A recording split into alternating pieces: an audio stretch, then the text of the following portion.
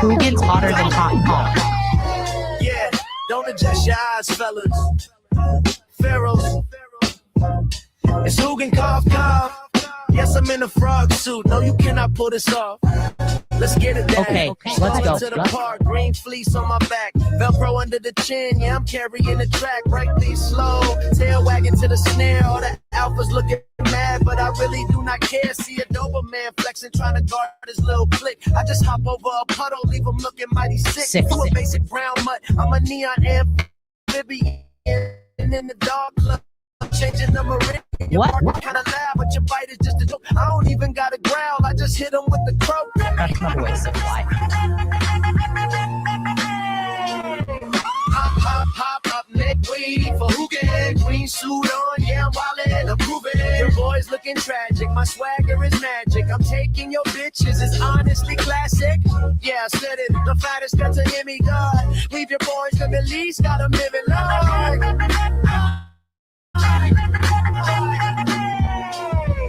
Yeah, walk past the water bowl, give a little wink. Got a poodle and a bug, both offering a drink. Your boyfriends are sniffing each other's jump out of tree trunk. These bitches want a prince, well I'm the green prince of funk. Got a Frenchie on my left, got a husky on my right. I'm looking so fly, I'm looking out of sight. I'm a cold-blooded killer in a warm-blooded body, rolling through the dog park, turning it into a party. Y'all are chasing tennis balls, I'm chasing finer things like a reservation for two, fit for a fraud king.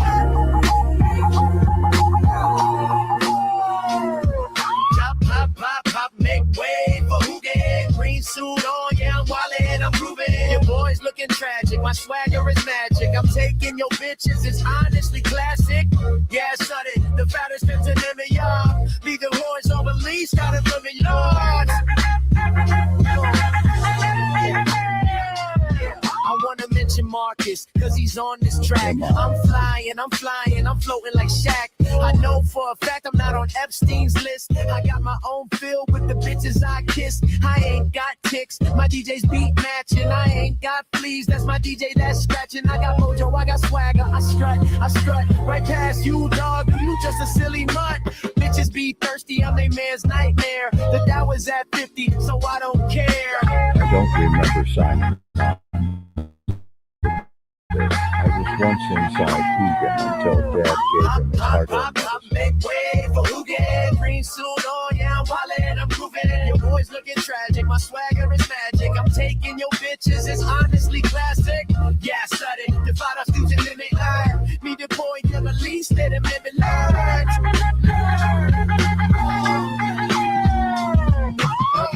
Yeah. Shout out to Dad in the Pharaoh chat. Ernie, Birdie, Mitty, Claudia, Tip, Darlene. Wish I could fit everyone into this song. Yeah, Mara, Tish, Toms, Steven, Satan, damn it, Kevin, you wrong. Ladies, you don't gotta get all bent. Cougar's more fresh than 50 Cent. You might not think he's cool, you might not think he's nifty, but Hugin don't count. Cause Down Jones at 50, we out. He said it, we out.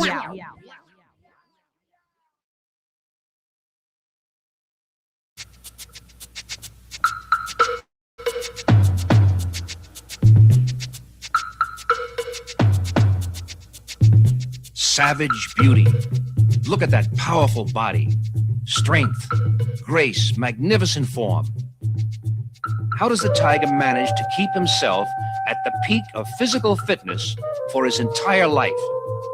He doesn't lift weights, work machines, perform calisthenics or aerobics, and he doesn't jog, yet he can tear the head off a man. His power comes from his own exercise system, far different from man's, and also far superior. It is the ultimate exercise system, which I call Tiger Moves. Ironic. And before we get into Tiger Moves, I would like to acknowledge this today, Melissa. Don't you know we have an in-house lawyer here? Her name is Megan. She has a firm. It's called Megan and Megan. And if you call her today, she will get you every single thing you're worth. And unfortunately, we don't value self-worth here at this channel. So I don't know how good she can be, but maybe she can help. Call Megan and Megan today for all of your Tiger Move needs. How are you guys doing? It has been a crazy week. I always say that, but I do apologize for not being around a few days. You're going to need to sue everyone. I need to sue everyone. I'll tell you guys a little bit of what's going on. Oh, my eye is fucking with me today. My bad eye. And we have a fruit fly problem. The fruit flies are back. That's canon for the channel. That's been around since the beginning. Fruit flies, they are back and they're worse than ever. I'm mad as hell about it too.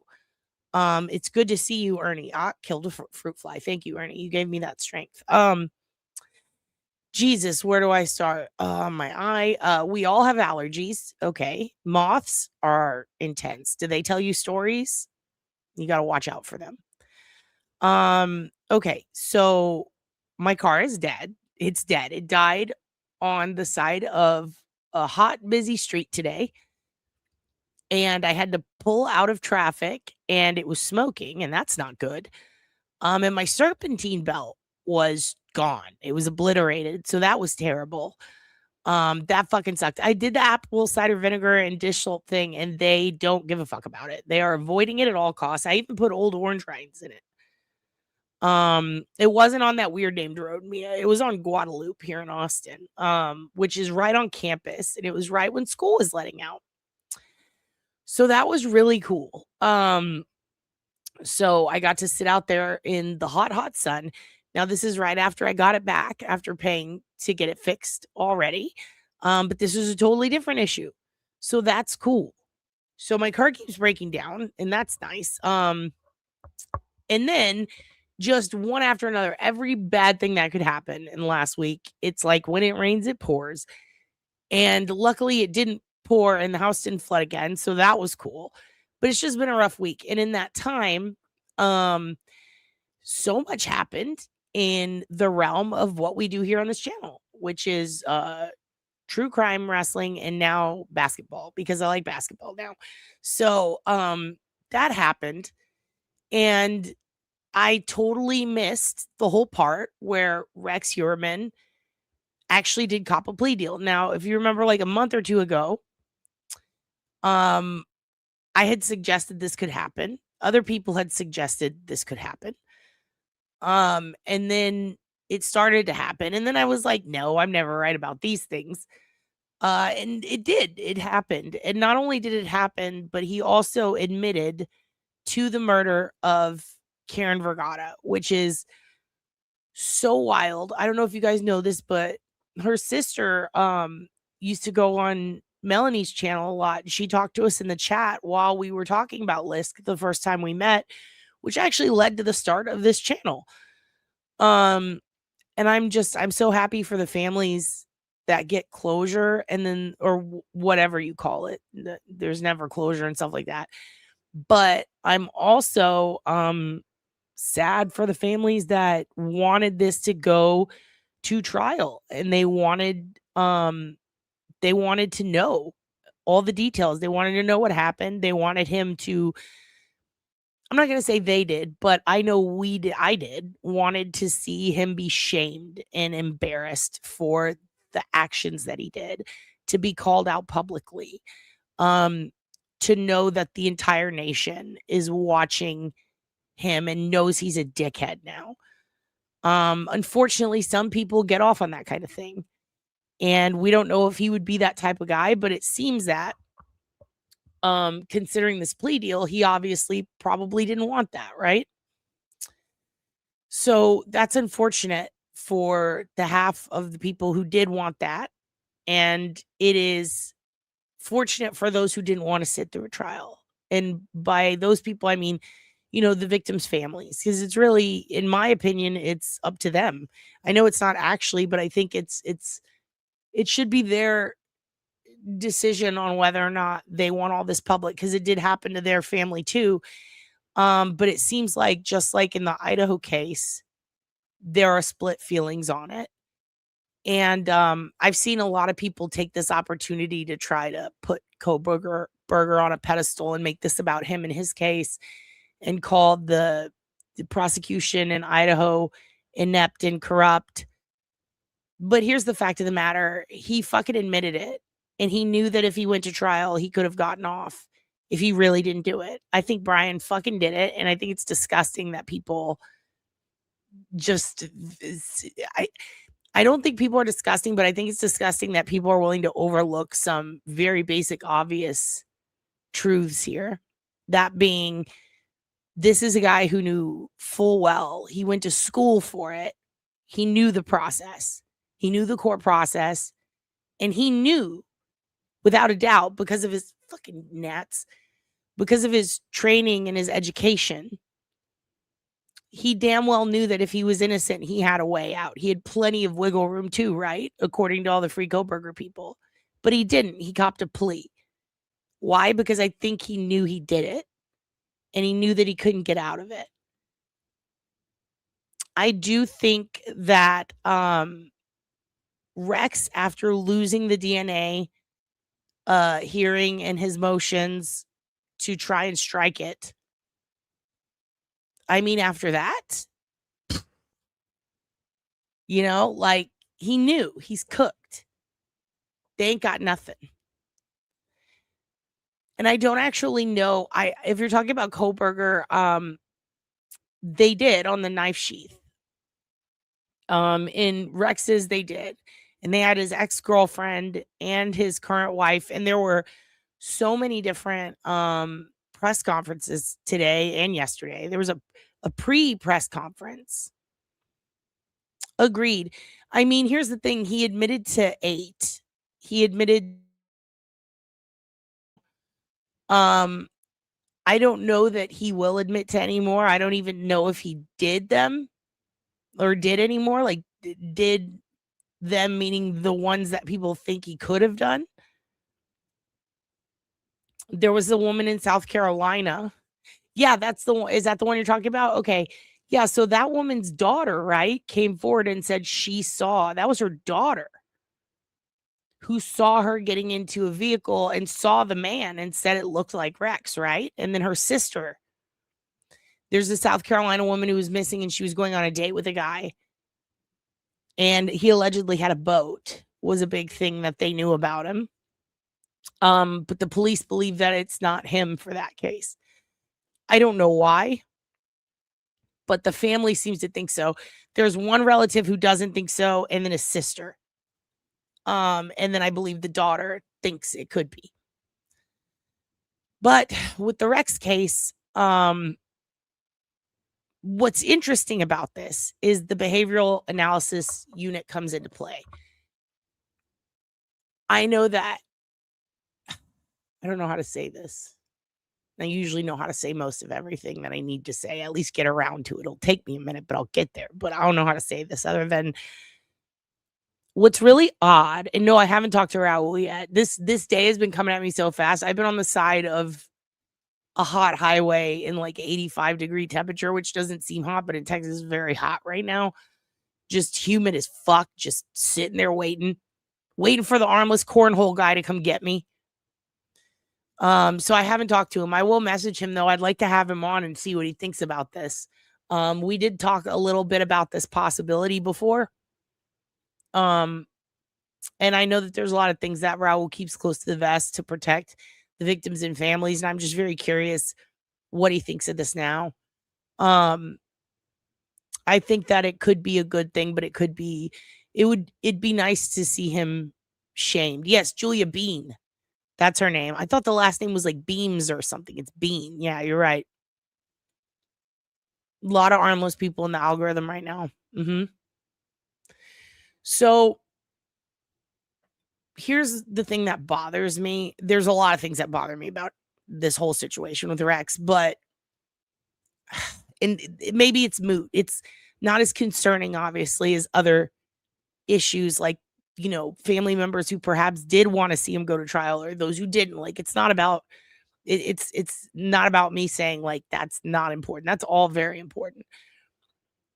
I thought that I would find it to be a good thing that serial killers are studied by BAU, because we need that, right? The behavioral analysis unit. I'm a big John Douglas fan, and I do think that there is a way to not necessarily stop them, but to know perhaps one day what could cause this environmentally. And I know that it's possible because it's already happened, right? There's a school in San Marcos, Texas. It's a one of a kind as far as I know. I don't know if they've opened up anymore, but it's for behavioral research on kids who show signs of psychopathy and sociopathy. So it's a very interesting situation. There's a school for if your kid doesn't show empathy or has signs of a psychopath or is antisocial personality disorder like behavior. And there have been a number of kids who have gone there who, when they were little, they tried to kill the baby. Like, you know what I mean? Almost at the family baby. The new baby, they tried to kill their sibling, or they weren't showing signs of empathy, or they were laughing at others' pains and, not crying at things that kids would normally cry about, but also showing signs of terror, of being evil, of wanting to harm animals. All sorts of things that historically they've told us, these could be the signs of a psychopath, stuff like that. So the school opened under the veil of, listen, we believe that this is an issue that can actually be conditioned into kids, like the whole lack of empathy. Like, we can condition them to have empathy. We can explain to them feelings and emotions in a way that they understand, and we can possibly figure out how to coach them and give them therapy in a way that we can actually kind of teach them empathy, is what I got out of it.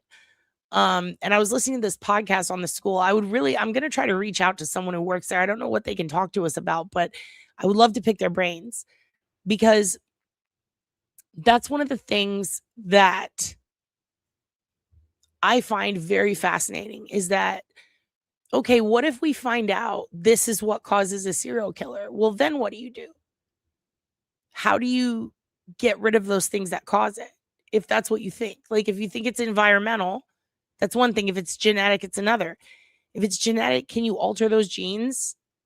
Or can you see that sign and try to sway the kid in a positive direction? Because there are a lot of people who are genetically predisposed to all sorts of things. But if one of those things is violence or psychopathy or something, nature versus nurture, then at what point can we stop and see that fork in the road and say, okay, they can choose to be good or evil. How do we sway them in the good direction? Is that even possible? And that's just presuming it's genetic. Now let's presume that there are also obviously environmental components.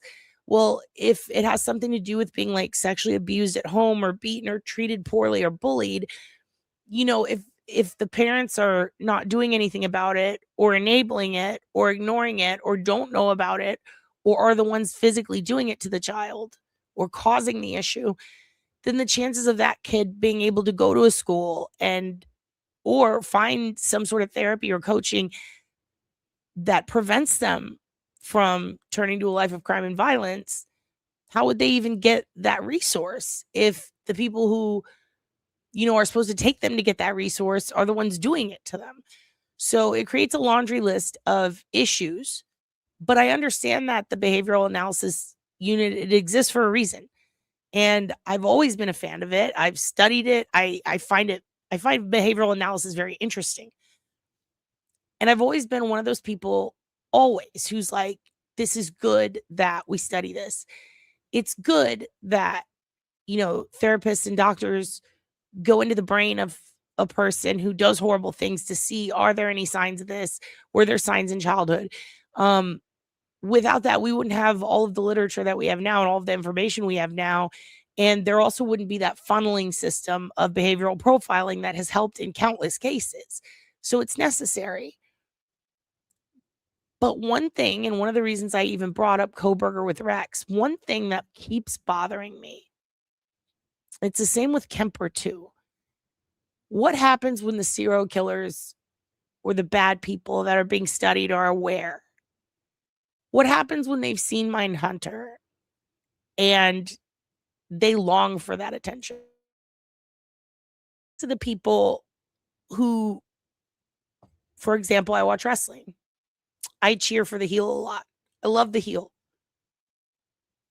But what happens to the people who want to become the heel and they take it too seriously? They get worked into a shoot. What about the people who not only want to do the bad things, but the end goal is to be studied by the behavioral analysis unit because you look up to them so much? Because to me, that's what it seems like with Kohberger. It seems like this guy may have committed this crime to both try to get away with it, but also what if he did it to not get away with it, to get that attention from Kathleen Ramsland? What if all that bullshit that I thought was bullshit could be true? I've been thinking a lot about this lately, especially with Rex, because that's the part of his plea deal that I don't get, but I think I should.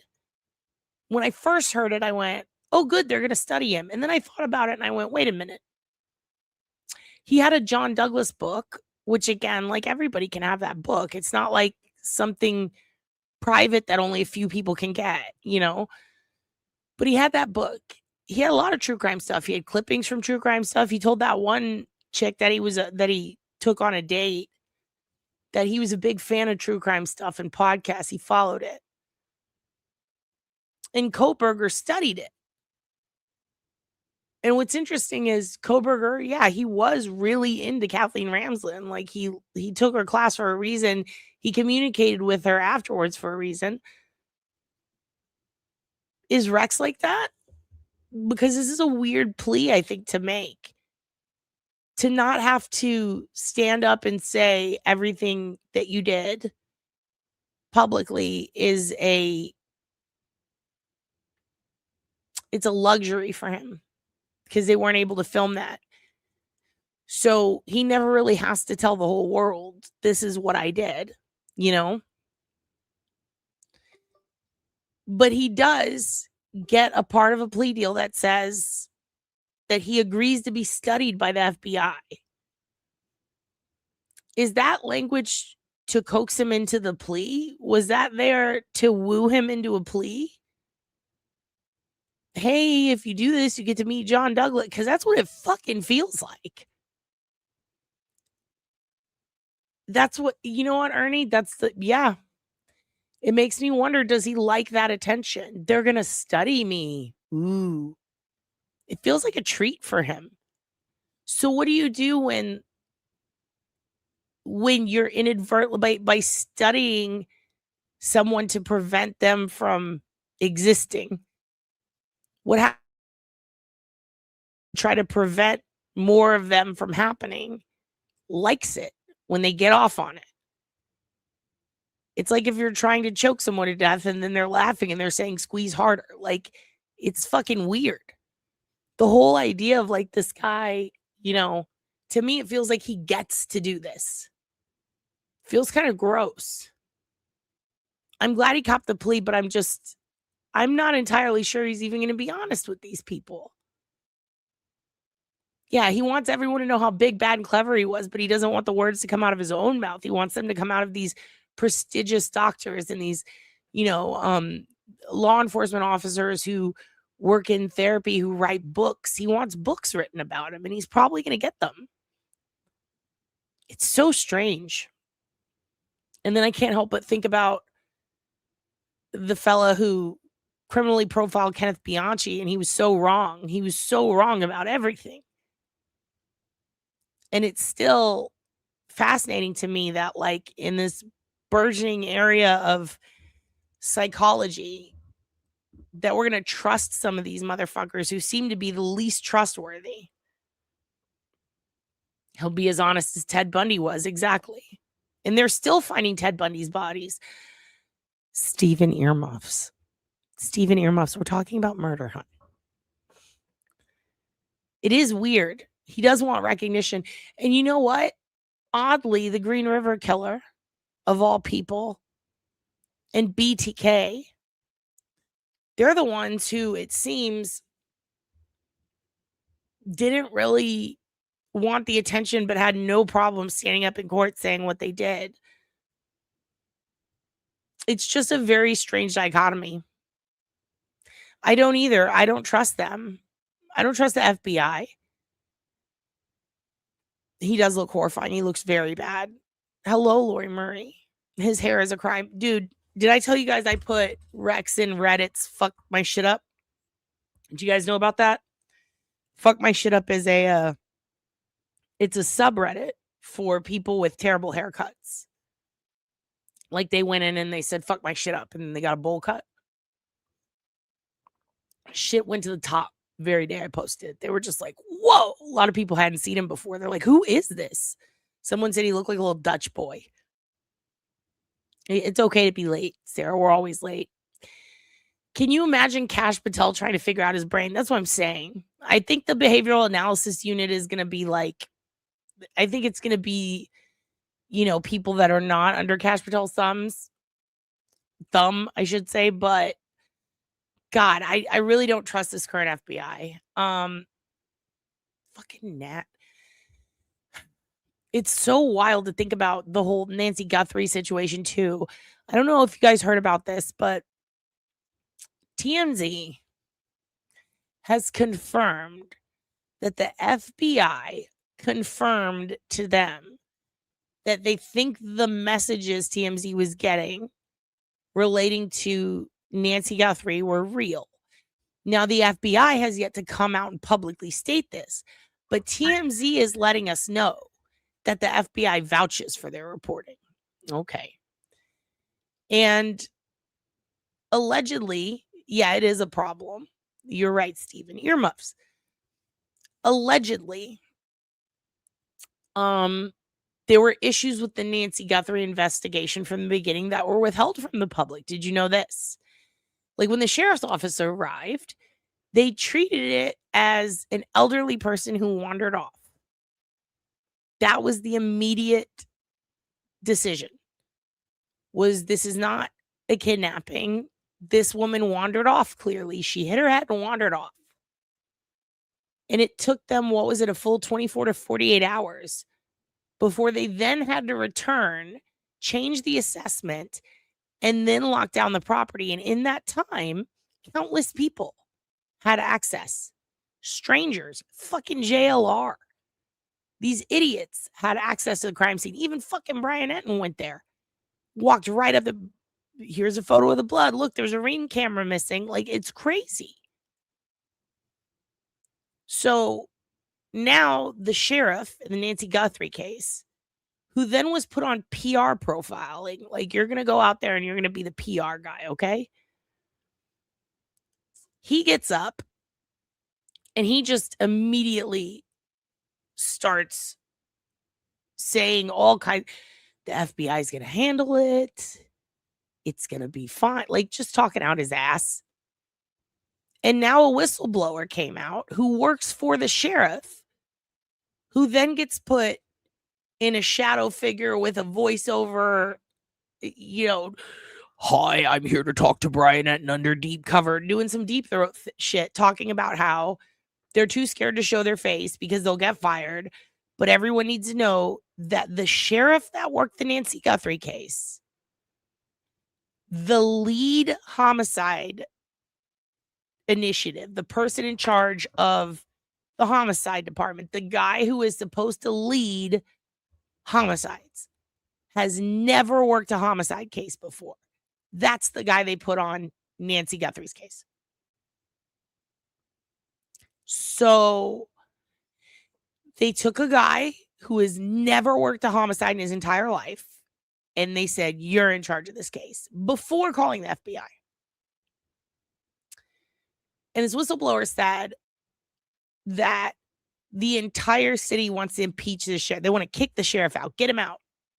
They did a vote of no confidence or something. He's well known to be completely corrupt, hires his buddies, and apparently lied on his resume, which is what I call resume now. He lied on his resume. He did a man Shannon. So I'm reading what you guys are saying. 20-year-old vet they have answering non-emergency dispatch. Yeah. He came from another place with problems. So do you remember how Jury Ron? You mean Duty Ron? No, I didn't. But I'm going to start calling him Jury Ron. I'm going to text him tonight and be like, you're Jury Ron. I'll text him tomorrow when it's not late. Be like, did you hear PETA said you're Jury Ron? Are you on the jury now? No, this guy, like, he's one of those. So in Texas, we have a place called, I think it's called Coffee City. It's where all the bad cops go. Why? Because the guy who runs it, the chief of the department, was very corrupt. And so if you got fired for pretty much anything as a cop, you could go work there. And it had so many corrupt cops that people stopped driving through it, because if you drive through Coffee City at all, even if you're not doing anything wrong, you will get pulled over and get a speeding ticket, even if you're not speeding, because they get kickbacks for those tickets. And it's a bunch of corrupt cops who got fired for lying. They're now lying about you speeding to get their kickbacks, to reach a quota. And in a town that only had something like 15 tickets in 10 years, the number shot up to something like 2,000% a day. Like 2,000% from close to zero for the amount of people who got tickets that year. Also that they could get money from the state. And then they could pay their officers with this grant, this fund.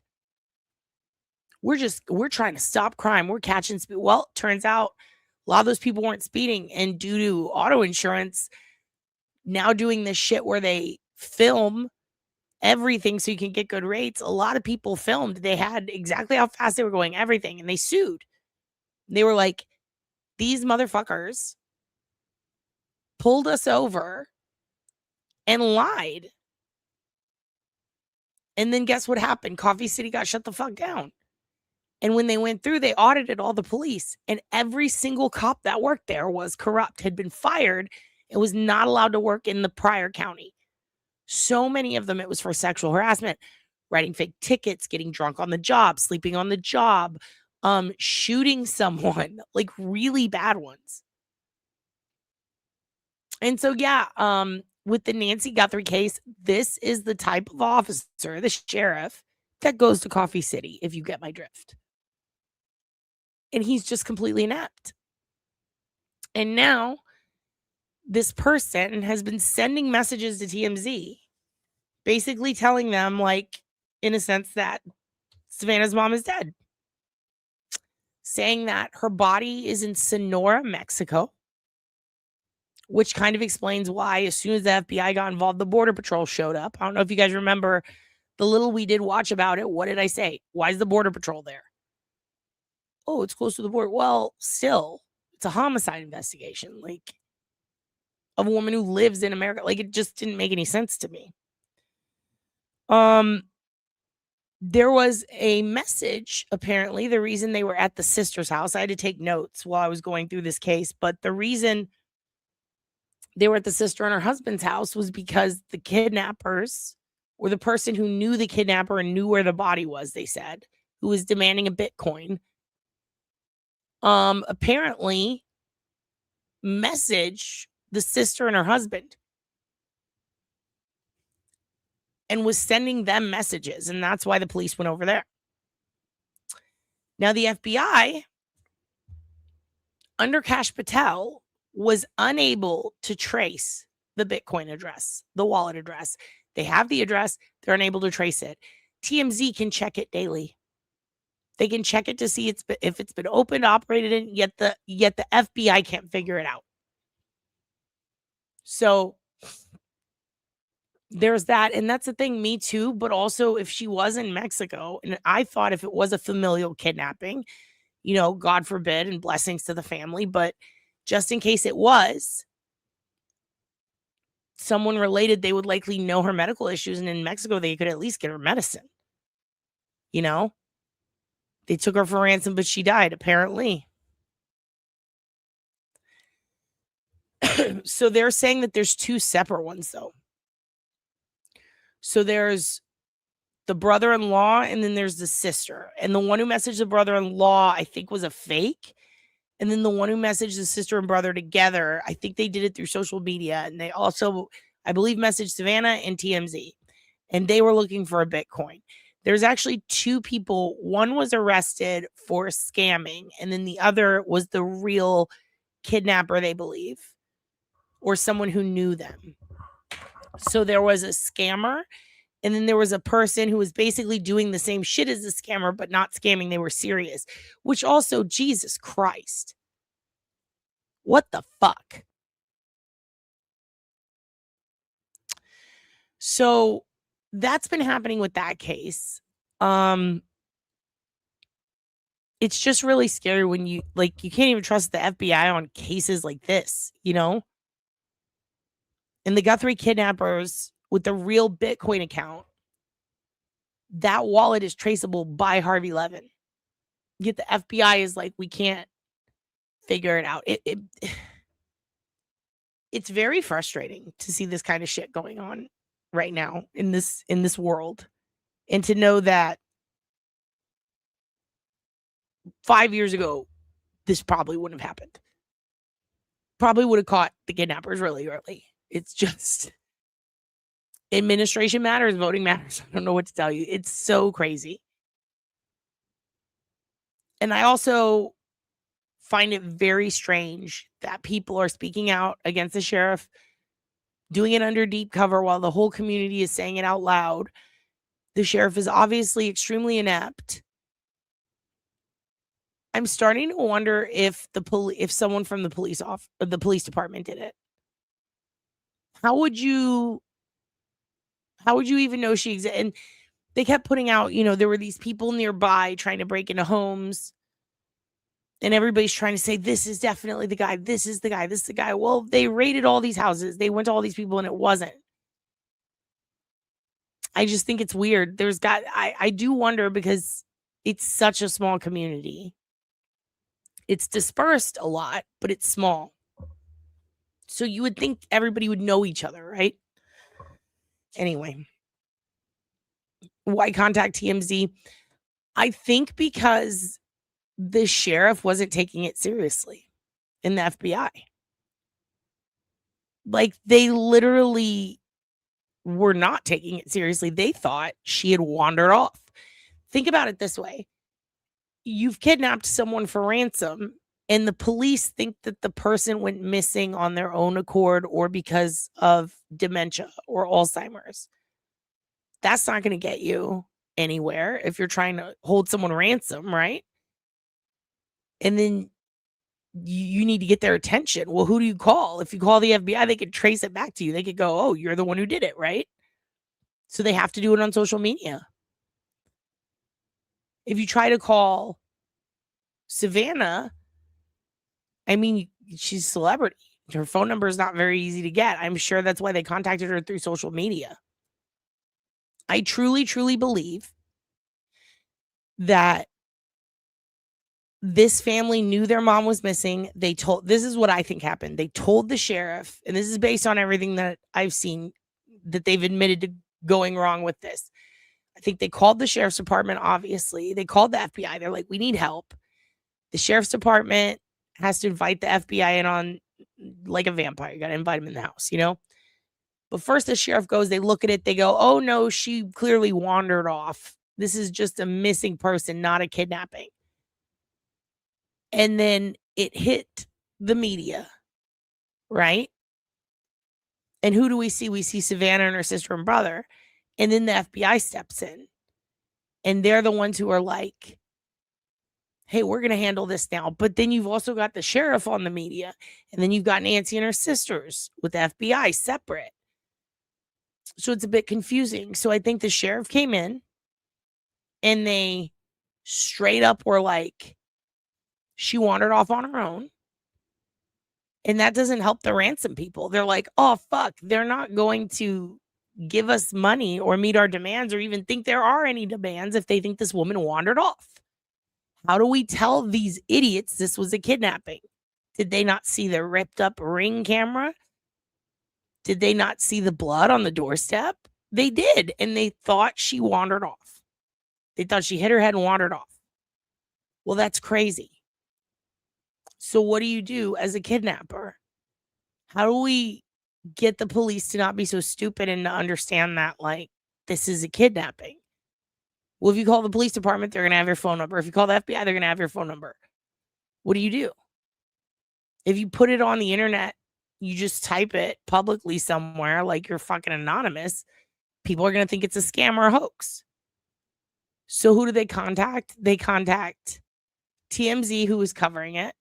They contact Savannah Guthrie, the sister, the brother, through her social media, try to let them know. But the people they didn't contact right away were the FBI because they didn't want to be caught. So I think that's what happened. Gotcha, fruit fly. I don't know. What do you guys think? It's just very disturbing. There's a lot going on in true crime news right now, like a lot. And there are people who are, what the hell?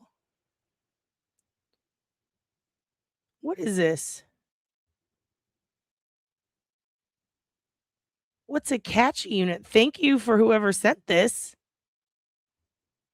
I'm going to look up a catch unit. Thank you very much. Somebody sent me a Venmo with a suggestion of a catch unit. Got another one. I'm going to look it up. Because TMZ, think about it this way, TMZ, they take anonymous tips, but also they're just a business. It'd be like if someone called your office, right? In order to trace the call, they would have to go get someone to come up and trace it and do that work, right? But they were still trying to figure out, is it a scam or not? So they reported it to the FBI. Then the FBI, they're only going to report back to them if they need something. And they said they gave them everything. So it looks like at the time, the FBI maybe, they said that they were able to trace back the Bitcoin wallet, but it stops there. So chances are the person had a VPN. Shit, it's probably in the fucking blockchain already. I think that they if it really is them, I think they contacted TMZ because no one was believing them. And they knew TMZ would make a fuss out of it. And I do think, based on Harvey's so dramatic, I really didn't believe him. I really didn't.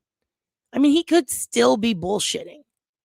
But I think that based on seeing it on Savannah Guthrie's Instagram, that the stuff that she put that led us to believe her mother was taken, that all came around the time that that Harvey Levin pops up, and all of a sudden we get these notes.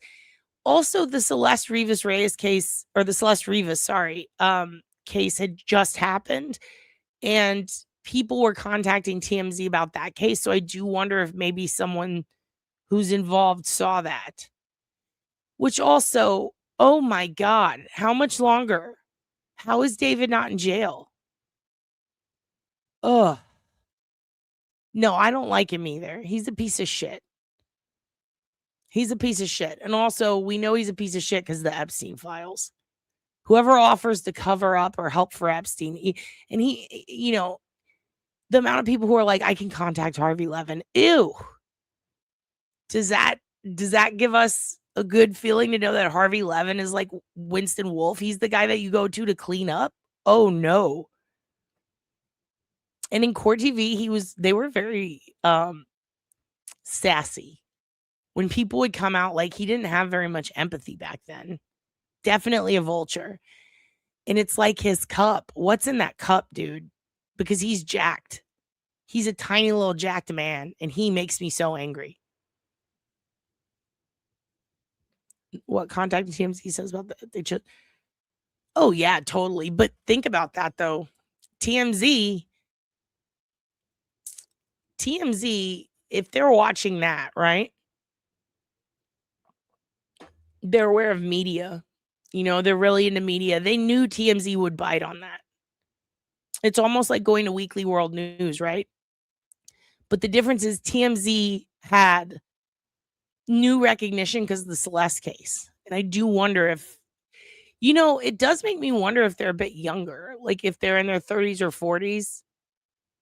By younger, I mean, or let's say 20s, or I don't know.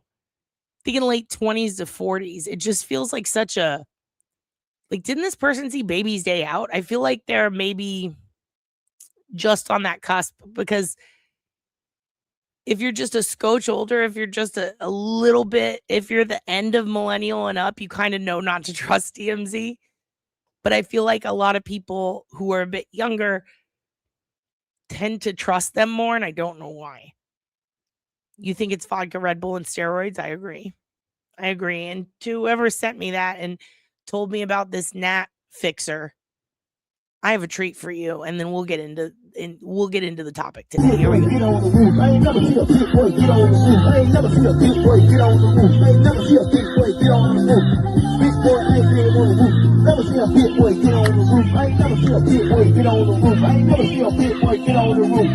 Big boy ain't getting on the roof. I ain't never see a big boy get on the roof. I ain't never see a big boy get on the roof. I ain't never see a big boy get on the roof. I ain't never see a big boy get on the roof. Never seen a big boy get on the roof. I ain't never see a big boy get on the roof. Big boy grilling on the roof. Big boy grilling on the roof. Big boy ain't grilling on the roof. I ain't never see a big boy get on the roof. I ain't never see a big boy get on the roof. Big boy ain't driving on the roof. I ain't never see a big boy get on the roof. How you do it like that? Damn, you got tools on your back. Driving on the roof. I ain't never see a big boy get on the roof. I ain't never see a big boy get on the roof. Shit, big boy get loose. Shit, big boy get loose. I ain't never see a big boy get on the roof. I ain't never, oh shit, he's on the roof. I ain't never see a big boy hop on the roof. How you do it like that? Look, shit, you just make a back. Shit, pick up your back. I ain't never see a big boy get on the roof. Get on the roof. Get on the roof. Get your ass out the roof. Get your ass back out the roof. I ain't never see a big boy leap on the roof. Get the big ass out. Never seen Big Boy get on the roof. Huggin's doing great. Thank you for asking. He's doing really good. He is, where is he? Where are you? Oh, he's asleep. He's snoozing on the couch. And his toe is healing, his foot, his paw pad, everything's healing. He's been really goofy this week. It's been a rough week for us, and I think he can feel that. So he's been really silly. And he's my big boy, and he has snapped me out of many moments this week. First of all, Hugin has learned to argue and complain. He's not just screaming for Yolanda anymore. He is talking back, and it is wild as hell. It began when I was sitting down the other day, and I said, "Do you want to play ball?" And I didn't have the right ball, and he put his paw up on my hand holding the ball and pushed it down, and then said to me, and he said it just like that. And it sounded like he was saying, "I want to play with my other ball." Like, that's what I heard as a human. And I said, okay, I understand your language and your culture, human Hugin. And so then we went looking for his other ball, and we found it. And as soon as we found it, he went, "Wow, wow, wow," like he was so excited. And I realized I'm learning to communicate with him on a molecular human level. Like, we're scientifically bound to each other. When his paw touches my hand, something happens. Yes, he's finding his voice. That's the best way to explain it. Thank you, Lori. Yes. He, then when he wanted me to get up and take him on a walk and I was asleep, he, instead of sitting on my face and farting in my mouth, which he has done while I was asleep, and I was very upset, he has decided to now lay on my chest like he does his daddy, and he puts his paws up on my cheek and he does this. Now, this did cause me to have some scratches on my cheek, which looked very horrifying, but I'm happy that we've learned to communicate in this fashion, because when you wake up and two little paws are right here and there's someone snorting in your face, and then you wake up and you open your eyes and the first thing they do is lick your eyeball, you realize it's Wokie's time. So that happened. We were watching Dog Show the other day, and this is the part I'm going to try not to cry. He saw another Boston Terrier. Let me take myself off screen in case I cry. He saw another Boston Terrier. It had a spot on its head, and he started telling me about it. He went, and he started howling. He got so excited. to see another Boston Terrier, and it had a spot on his head. And he was just, it was crazy. And then I remembered how before Robert died, he told me that Hugin was 5th in line from a dog that won the dog show in New York. And he said his daddy won the dog show and he had a spot on his head just like Hugin. And I went, what? And in that moment, I almost lost my shit because I think Hugin saw his dad. Like his real dad. Ugh. I'm going to cry. When man sets about to improve his health and physical fitness through exercise, he devises systems which lack the simple wisdom of the tiger. Low-impact aerobics has far less injuries than high-impact, as does belly dancing with its smooth and completely natural moves. Tiger moves, the best and most natural exercise system. I'm doing tiger moves so I don't cry. I'm getting my period and I feel it coming on. Oh, tiger move the blood out. Yeah, dude, I think he saw his dad. I think Hugin saw his real dad. He saw his real dad. System man can use. I'm John McSweeney, and I'm going to cover 7 of these basic tiger moves. Inhale back with tension. Exhale forward. Try to reach for the stars. I'm reaching for the stars. I'm reaching for the stars. Look at those shorts, though. Okay, tears have stopped. Tears have stopped. He is flat as a pancake down there, this little torta. Also, yeah. Oh, you know what? That is you are absolutely right. Yeah, I think he saw his real dad. I burst into tears the second I saw it. I burst into tears and I said I should be arrested. And if I do get arrested, this is who I'm hiring as my lawyer. Your Honor, DeFerk. Miss Janice. Judge Athens. Your Honor, this is so unfair. Your Honor, I think I want to appeal. Your Honor. Your Honor, stop. This is propaganda. Your Honor, this is fake.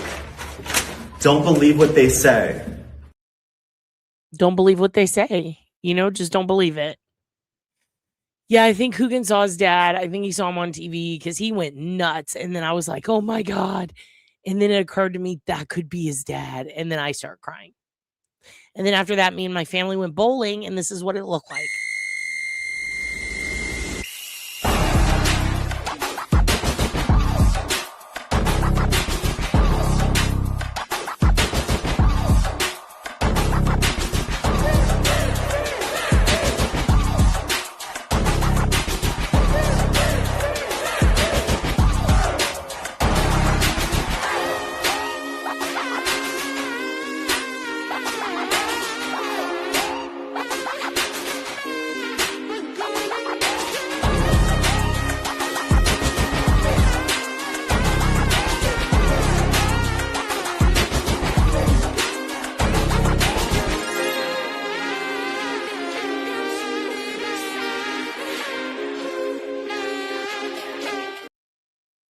Their friendship is so cute. Also, that reminds me of that song that's like, falling, falling, we are falling. Yeah, Case of the Suck, it's big time. By the way, another reason I love basketball. Did you know there was a basketball player that...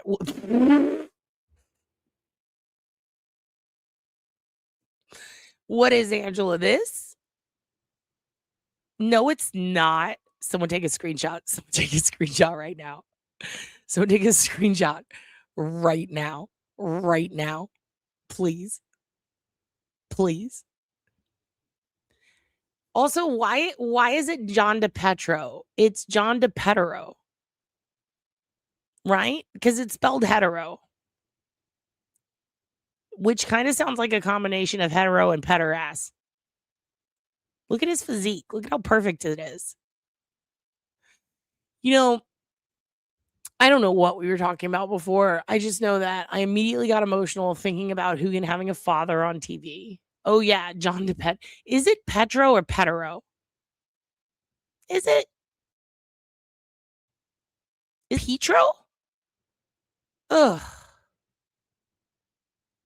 Petro? Petero. I'm gonna call him Petero. Are you sure? Ugh. Yeah, remember when didn't he get attacked by a guy? Or he attacked a guy? Remember when I put his DWI picture up of him crying and then I put Juggalo makeup on it and I put it on X and it was the most likes I've ever gotten and then my account got taken? He's your neighbor. He is your neighbor. Won't my neighbor. I was reading about him disrespecting Dimebag Daryl. I would pay you money to go take a shit on his lawn. I absolutely would. Mike Hunt. Oh, and it's Melissa Moore is Keith Jesperson's daughter. That's her name, Melissa Moore, not Melissa Smith. But you were close. You were close. It was a very common name. Unless, did she get married? If she got married, that makes sense. He's had multiple issues in Rhode Island. Oh. Rhode Island is fascinating because it's not a road or an island. Have you checked out Vic Berger's vid? Oh, yes. I'm obsessed. Yes. I love Vic Berger. Very, very good. Also, it's pronounced Berger, but I always say Burger. We should do a whole episode on pronunciations. Also, that mall documentary was incredible. The Hidden Mall Apartment in Rhode Island. So cool. Troll him on Halloween by witness intimidation. If he's intimidated by a bunch of students, he can sue him. Good luck. What's he gonna get? Books? John DePedro, he's a drunk radio DJ that made fun of Dimebag Daryl.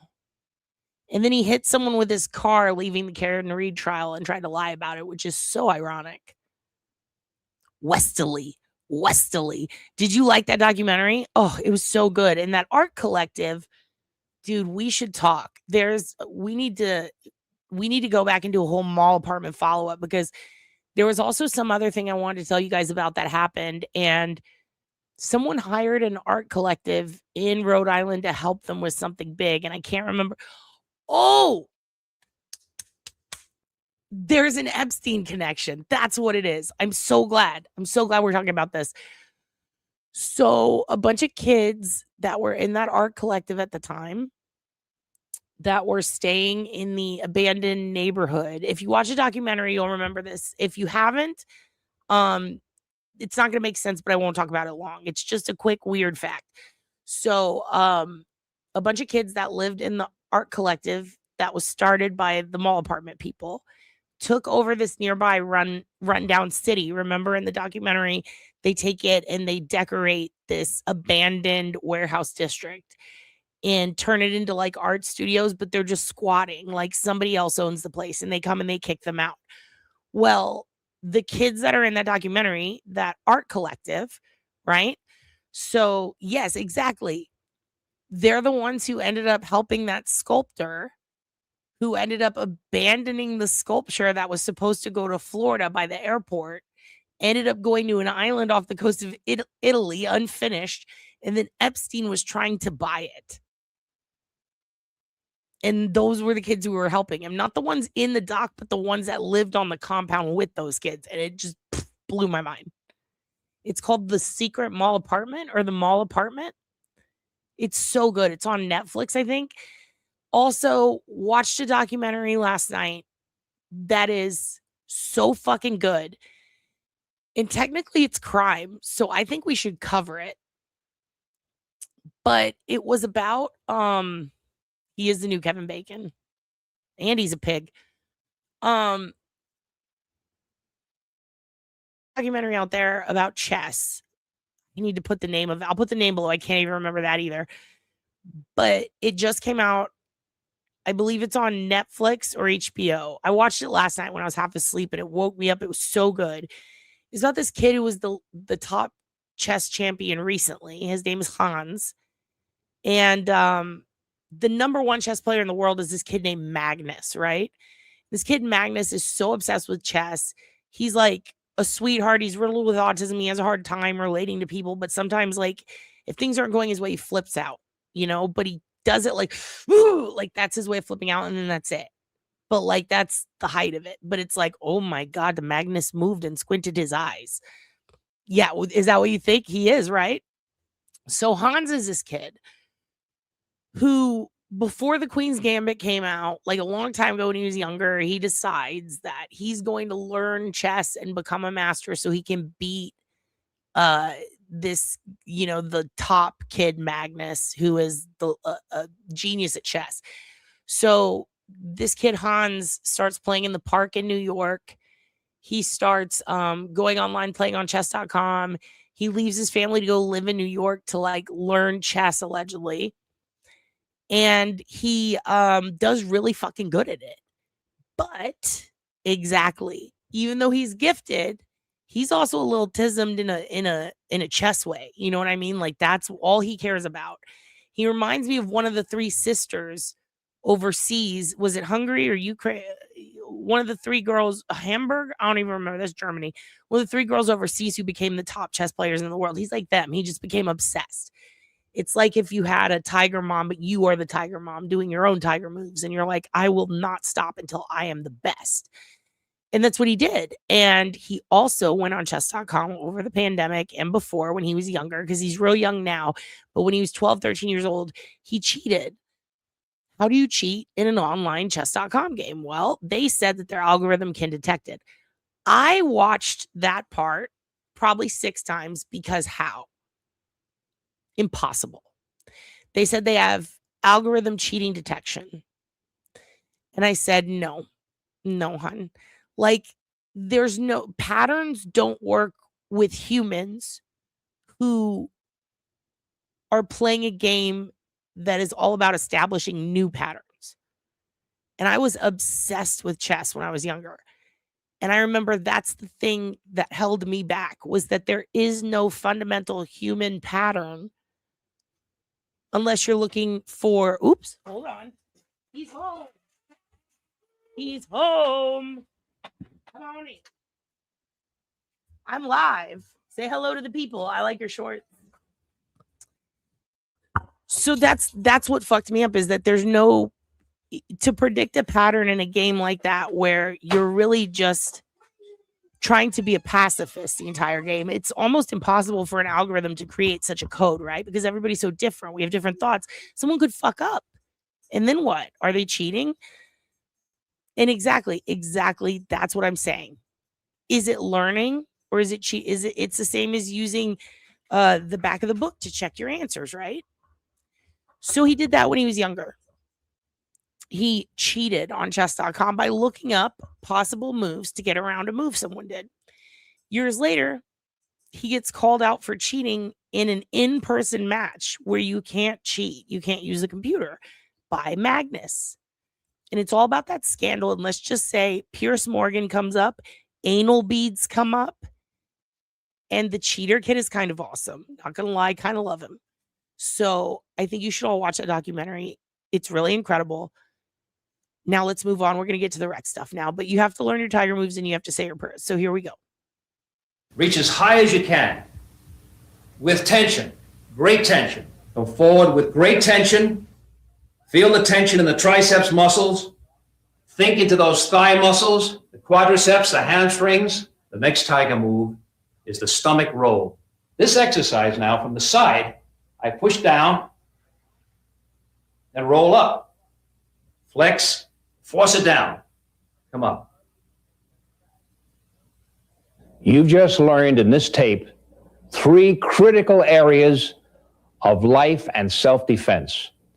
I'll leave you with one thought. It pertains to nations, it pertains to the individual. First a warrior, or all else is folly.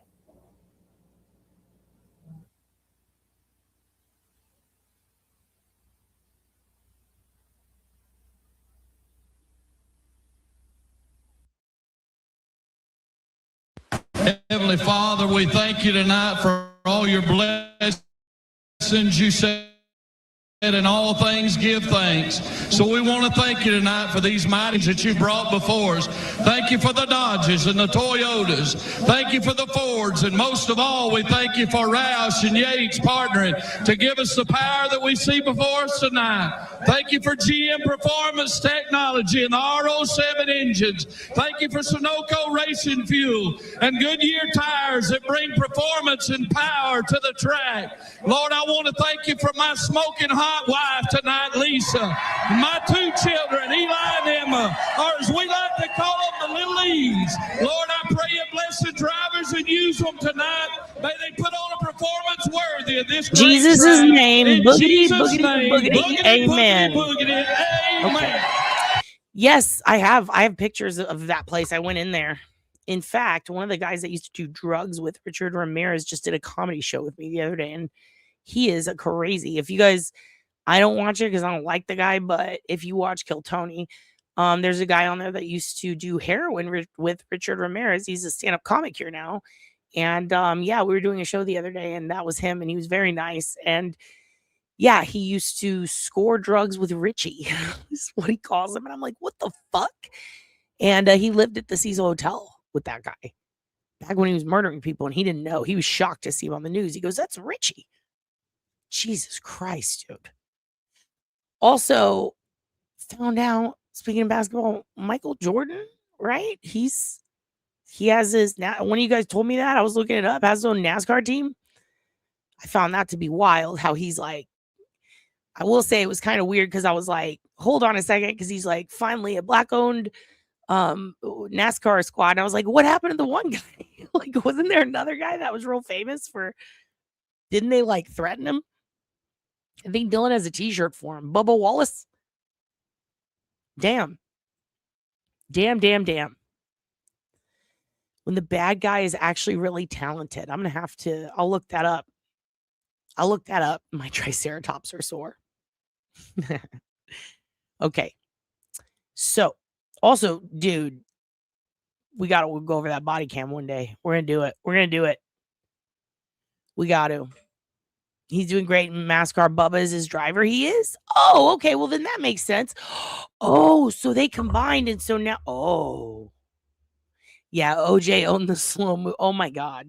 OJ and NASCAR would be horrible. It'd be horrible. He's the only city in the West to have a NASCAR team, and it was only for a short time. Dude, it's like we have soccer and hockey now in Texas, and I'm like, what is going on? Are we even good at these sports? I don't know. Okay, we'll do that.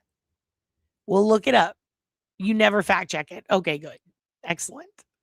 Mia is still here. Mia's fading. Uh-oh, Mia's fading. We need to wake her up. How do we wake up Mia? Oh, I don't know. Maybe we could do something like this. I make nothing. Zero. Zilch. By the time I pay all my scientists, all my people in my research department, lab coats, it's a wash. Well, why you do it then, baby Billy? Well, because I'm selfless. Because I'm selfless. And also, I think that this might help. You're going to fry some chicken, you're going to need some. You're going to fry some fish, you're going to need some. You're going to fry some vegetables, you're going to need some. You're going to fry some bacon, you need some.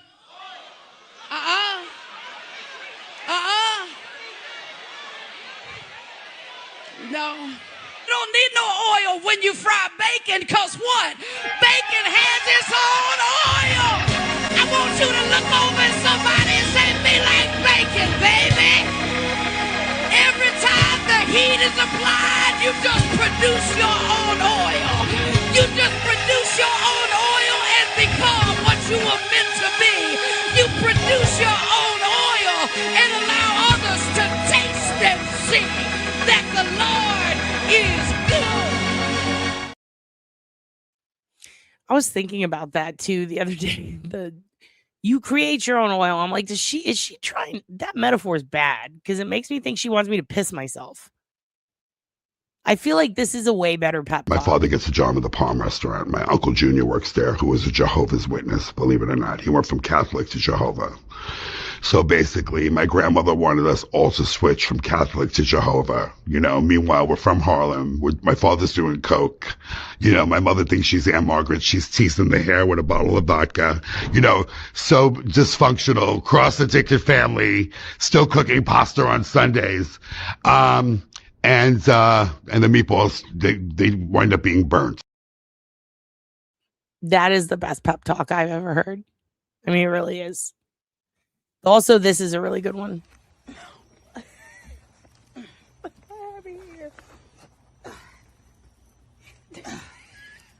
just go get another one. Big silly like, thing. I won't do that again. Don't get bulldog.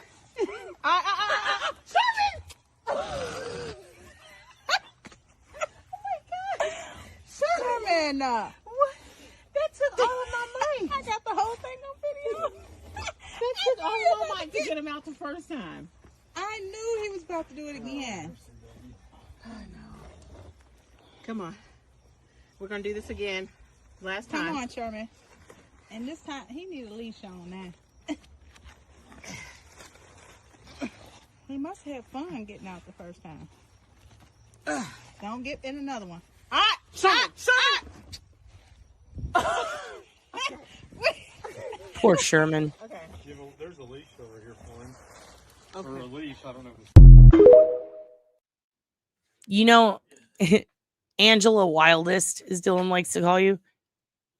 Why do these people have all these holes is exactly what the aliens are going to say about us.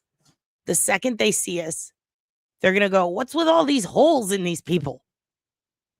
There's one in the top and there's one in the bottom. All right, let's get to it. So I'm going to play you a quick news story for what happened today, for those of you who missed it, because we have been covering Lisk since the beginning of this channel. It's honestly, without them capturing Rex Heuermann, this would have been an entirely different channel, I think. Well, no, it's a fact, because, you know, would have gone on Melanie's that day to talk about it. And although I'm grateful that it led to that, I'm sad that he exists and that he happened to people. And I don't know that I've ever seen a plea deal that said, I agree to let the behavioral analysis unit study me like fucking Mindhunter. That's kind of a weird clause. And I find it strange that they didn't show, I guess, him admitting to it. But there are people who were there who are reiterating what happened in court when he hit that plea. And I will say, I also don't recall ever seeing a judge that praised the prosecution and the defense for both being extremely professional, while the prosecution and the defense also praised each other for being professional in a case of this magnitude. And it was kind of nice. Also, the Dow is at 47, and I apologize, that's my bad. The Dow right now is over. The Dow is over $50,000. Okay, so the Dow is over 50,000 is a lie. Pam is lying. She's absolutely lying. And it makes me angry that the Dow is under 50 because I'm not used to that. I still don't know what the Dow is, but I'm just not used to it yet. I'd like to figure that out before being so disappointed. But it is what it is. And so before we get into the next part, I'd like to announce a piss break and a Dow break. If you need to go check the Dow, go do it now. Because we're about to watch some shit. Here we go. Get on the roof. I ain't never see a big boy get on the roof. I ain't never see a big boy get on the roof. I ain't never see a big boy get on the roof. Big boy ain't getting on the roof. Never see a big boy get on the roof. I ain't never see a big boy get on the roof. I ain't never see a big boy get on the roof. Big boy ain't lay on the roof. I ain't never see a big boy get on the roof. I ain't never see a big boy get on the roof. I ain't never see a big boy get on the roof. I ain't never see a big boy grill on the roof. Never seen a big boy grill on the roof. I ain't never see a big boy grill on the roof. Big boy grilling on the roof. Big boy grilling on the roof. Big boy ain't grilling on the roof. I ain't never see a big boy get on the roof. I ain't never see a big boy get on the roof. Big boy ain't driving on the roof. I ain't never see a big boy get on the roof. How you do it like that? Damn, you got tools on your back. Driving on on the roof. I ain't never see a big boy get on the roof. I ain't never see a big boy get on the roof. Shit, big boy get loose. Shit, big boy get loose. I ain't never see a big boy get on the roof. I ain't never, oh shit, any phone on the roof. I ain't never see a big boy hop on the roof. How you doing like that? Look, shit, you just like a fat. Oh, shit, pick up your back. Oh, I ain't never see a big boy get on the roof. Get on the roof. Get on the roof. Get your ass out the roof. Get your ass back out the roof. I ain't never see a big boy leap on the roof. Get the big ass out. And now that we're all on the roof, oh my God, thank you so much, Mia. Thank you so much, Mia. I can't play it again because of contractual obligations. But also, what? You need the last 4 digits? Oh, on Venmo, you could just skip past that. You could just send it anyway. But also, no, it does that. It's my settings, and I need to go fix it. But also, you don't have to. I appreciate you, though. But also, Mia, thank you so much. Our neighbor bought Hugin treats, and he's such a sweetheart. Our neighbor Raymond loves Hugin, and he bought him some treats, and he gave them to us, and they were, what are they called? They were were they Slim Jims or Jack Links? They were Slim Jims, but they're cut into pieces as big, and they look like dog treats. So he bought us Slim Jims for people and was like, you just give them to him. And I'm like, no, we fucking can't. But he literally bought Hugin Slim Jims, which is so fucking funny. We ended up eating them all ourselves. I'm not going to lie. But yeah, that's pretty freaking funny. I can't imagine if his asshole would explode. It would be horrible. They're trying to say Pam Bondi won't testify to Congress anymore since she was fired as the AG. Both Dems and Republicans on the panel saying you don't get to do that. We didn't call you in. Exactly. And they made it a point to say that we're not calling you in under the capacity of AG. In fact, we are excited to do this now because it's personal and now you can speak on it without losing your job because you've already lost it, you stupid bitch. But for some reason, probably because she's going to have to lie some more. Yeah, she's cooked. She's cooked like a fucking Slim Jim. She's the bacon now. Make your own grease, Pam. In fact, how crazy that Pam is named after a sprayable grease. Fascinating. Okay. So, never seen a big boy get on the roof. The Dow is at what? The Dow right now is over. The Dow is over $50,000. Okay. And now we're going to see what happened with Rex according to the news. But I will give you a quick rundown. As of April 8th, 2026, Rex Heuermann, he's the suspect in the Gilgo Beach serial killer case, aka Lisk Long Island serial killer, which we have covered since day one on this channel, has pled guilty to murder charges in a New York courtroom. He admitted to killing 8 women over a 17-year period. That ranges from Sandra Castillo and Karen Vergata, Fire Island Jane Doe, right? All the way to the 4 girls recently and then in the early 2000s. So with Valerie Mack and whatnot. So as part of his plea deal, he's going to receive multiple consecutive life sentences without the possibility of parole. I'm going to give you the key details of the plea agreement. And then I'm going to play this video for you because I was writing this down earlier. And I think it's interesting. Okay. He's pleading guilty to 3 counts of first-degree murder and 4 counts of second-degree murder, which kind of interested in seeing why, because he agreed that he admitted that he strangled all of them. And that's how they died.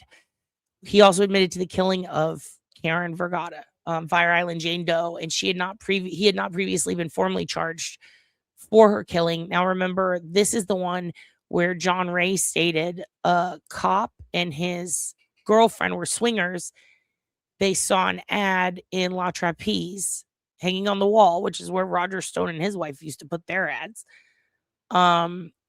They followed up. They went to Rex's house with Asa there, and on the way there, they took with them Karen Vergata, right?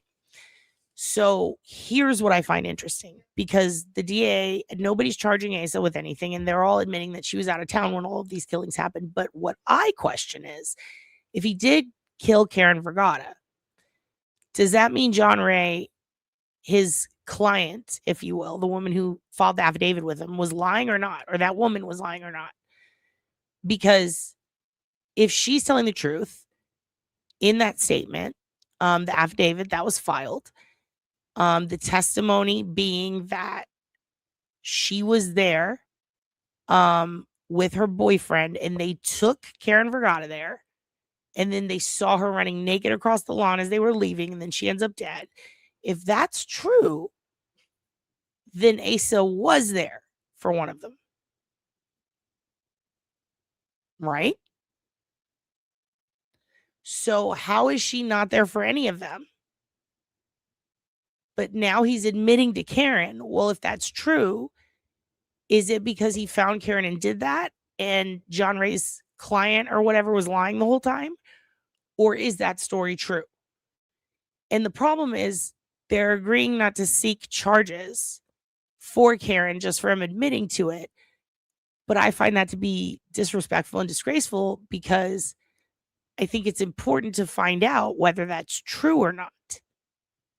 It's kind of a big fucking deal. I still don't think, obviously, his kids had anything to do with it. I don't think Asa did, but if she didn't, and if it's true that she was not there for any of them, then that means that story from John Ray was bullshit. Right? Or was she a repeat client is a good one. But remember, her sister said it was Valentine's Day, right? Like, she didn't hear from her sister right after that. And the story allegedly happened around that date. So it's strange that we're not going to get clarity on that, or maybe we will. I hope we will. But there's that. So Karen Vergata is the new one that he admitted to. The go-4 were Melissa Bartholomew, Megan Waterman, Amber Costello, and Maureen Brainerd Barnes, whose sister spoke at the conference today, and it made me cry. Valerie Mack, Jessica Taylor, Sandra Castilla, and Karen Vergata were the others. Heuermann is expected to be sentenced June 17th, 2026. So we no longer have a trial. I will no longer be going to New York in September for this, because in June, there will be 3 consecutive life sentences without parole, followed by an additional consecutive sentence of 100 years to life. So for 100 years, his fat, floppy ass is going to have to be his own bacon in jail while they turn him into spaghetti, much like they did Whitey Bulger. As part of the agreement, Heuermann must cooperate with the FBI's, and this is the weirdest thing I've ever seen in a plea deal on this level. He must agree to cooperate with the FBI's Behavioral Analysis Unit, and he waived his right to any future appeals. That is stunning. In a way, it makes me think he likes jail, or he loves John Douglas that much. There's something going on there. The plea deal covers all 8 murders. He will not be further prosecuted for these victims. And again, that disturbs me, because it would be interesting to know what happened with Karen Vergata. If they're not prosecuting him for that, are we going to find out? It was a close court, but we're going to hear some of the details from people who were in there, and hopefully I can hear from Raul soon. I'm not sure if he was there, but I do believe he was there. Molly, you in danger, girl. Exactly. He has gotten fatter in jail. He now has to walk with crutches, which, no offense to any fat, crutched people, but he is also like 7'8" or whatever the fuck. He's so tall and so ogre-like. Shrek has found his forest, I guess. Yeah, he does want an audience. He does. And the BAU thing is very weird. It's very weird. I thought so too. That's what I heard. But then today he came in without crutches, with his Dutch boy haircut, looking like a fatty. You would think, and that's the point. Without corroborating evidence, you would hope. Because what about false confessions? And in this case, it's like, well, why would he confess to that? Well, I think because obviously with Karen, there might be something there. but we're not going to hear about it. There's likely going to be proof. That could have been the next one they were working on. And I do wonder if that's why he took the plea right after the Astria forensics DNA was allowed in. If there was DNA that they were still waiting to process, that would be done prior, and then they could add a charge. I do wonder if that DNA came back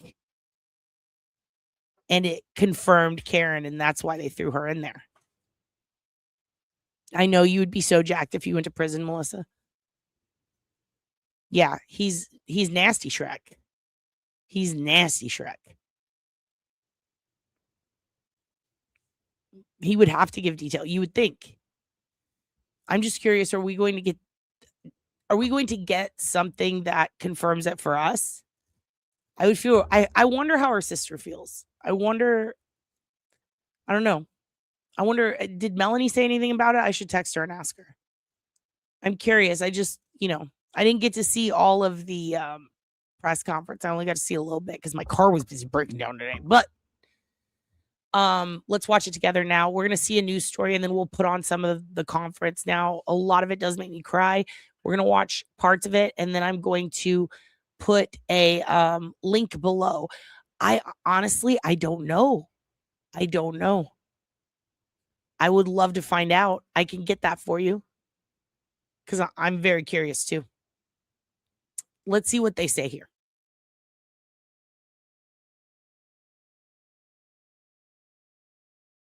Friends, begin here. This is the Gilgo Beach serial killings. We're going to bring you this live here. Let's listen in. Attack my clients with vicious, unfounded, unsupported rumors and allegations. First and foremost, our hearts are with the victims and their families. They have endured unimaginable loss, and nothing said here today can ease that pain. But let me be absolutely clear, and I want to say this without ambiguity. Mrs. Ellerup and Victoria Heuermann had no knowledge, no involvement in, no connection whatsoever to these horrific crimes. None. I would like to add, Victoria Heuermann was 3 years old. She was 3 years old at the time. Also, to be clear, this was yesterday anticipating the plea, I believe, or was it today? I think it was yesterday. Either way, this was in anticipation of the plea, so they clearly knew about it. Poor Vicky. I feel so bad for her. I feel horrible for the kids, for her and Chris, and for, the families of all the victims. I would feel bad for it. I do feel kind of bad for Asa, but I'm a little sus about, I need to know if that Karen Vergata stuff was true. I don't think that, I don't know. I think that John Ray may have just accepted it. I don't know. Do they have other proof and that night never happened? I don't know. Did that happen and then Asa and Rex ended up taking her back? And then he contacted her later? I don't know.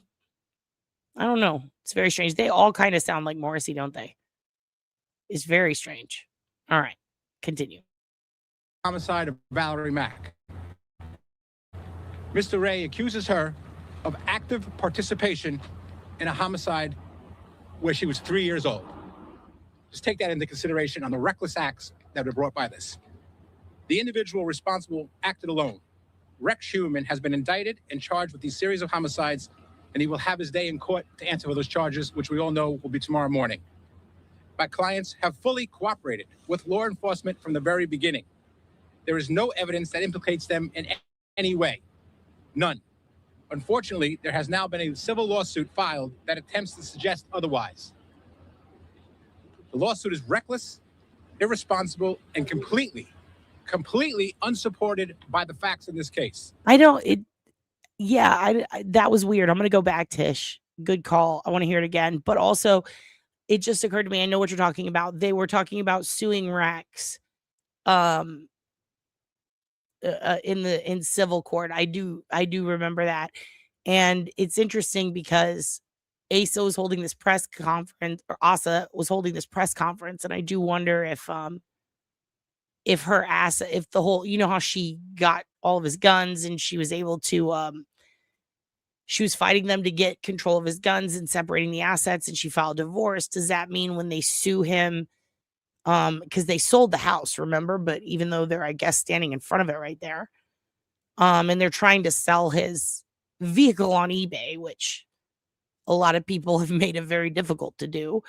But I'm very curious if they sue, he doesn't really have anything anymore because he's in jail and she has everything. So, it's going to be interesting to see how that happened or why, or like how they're going to do that. In a homicide where she was 3 years old.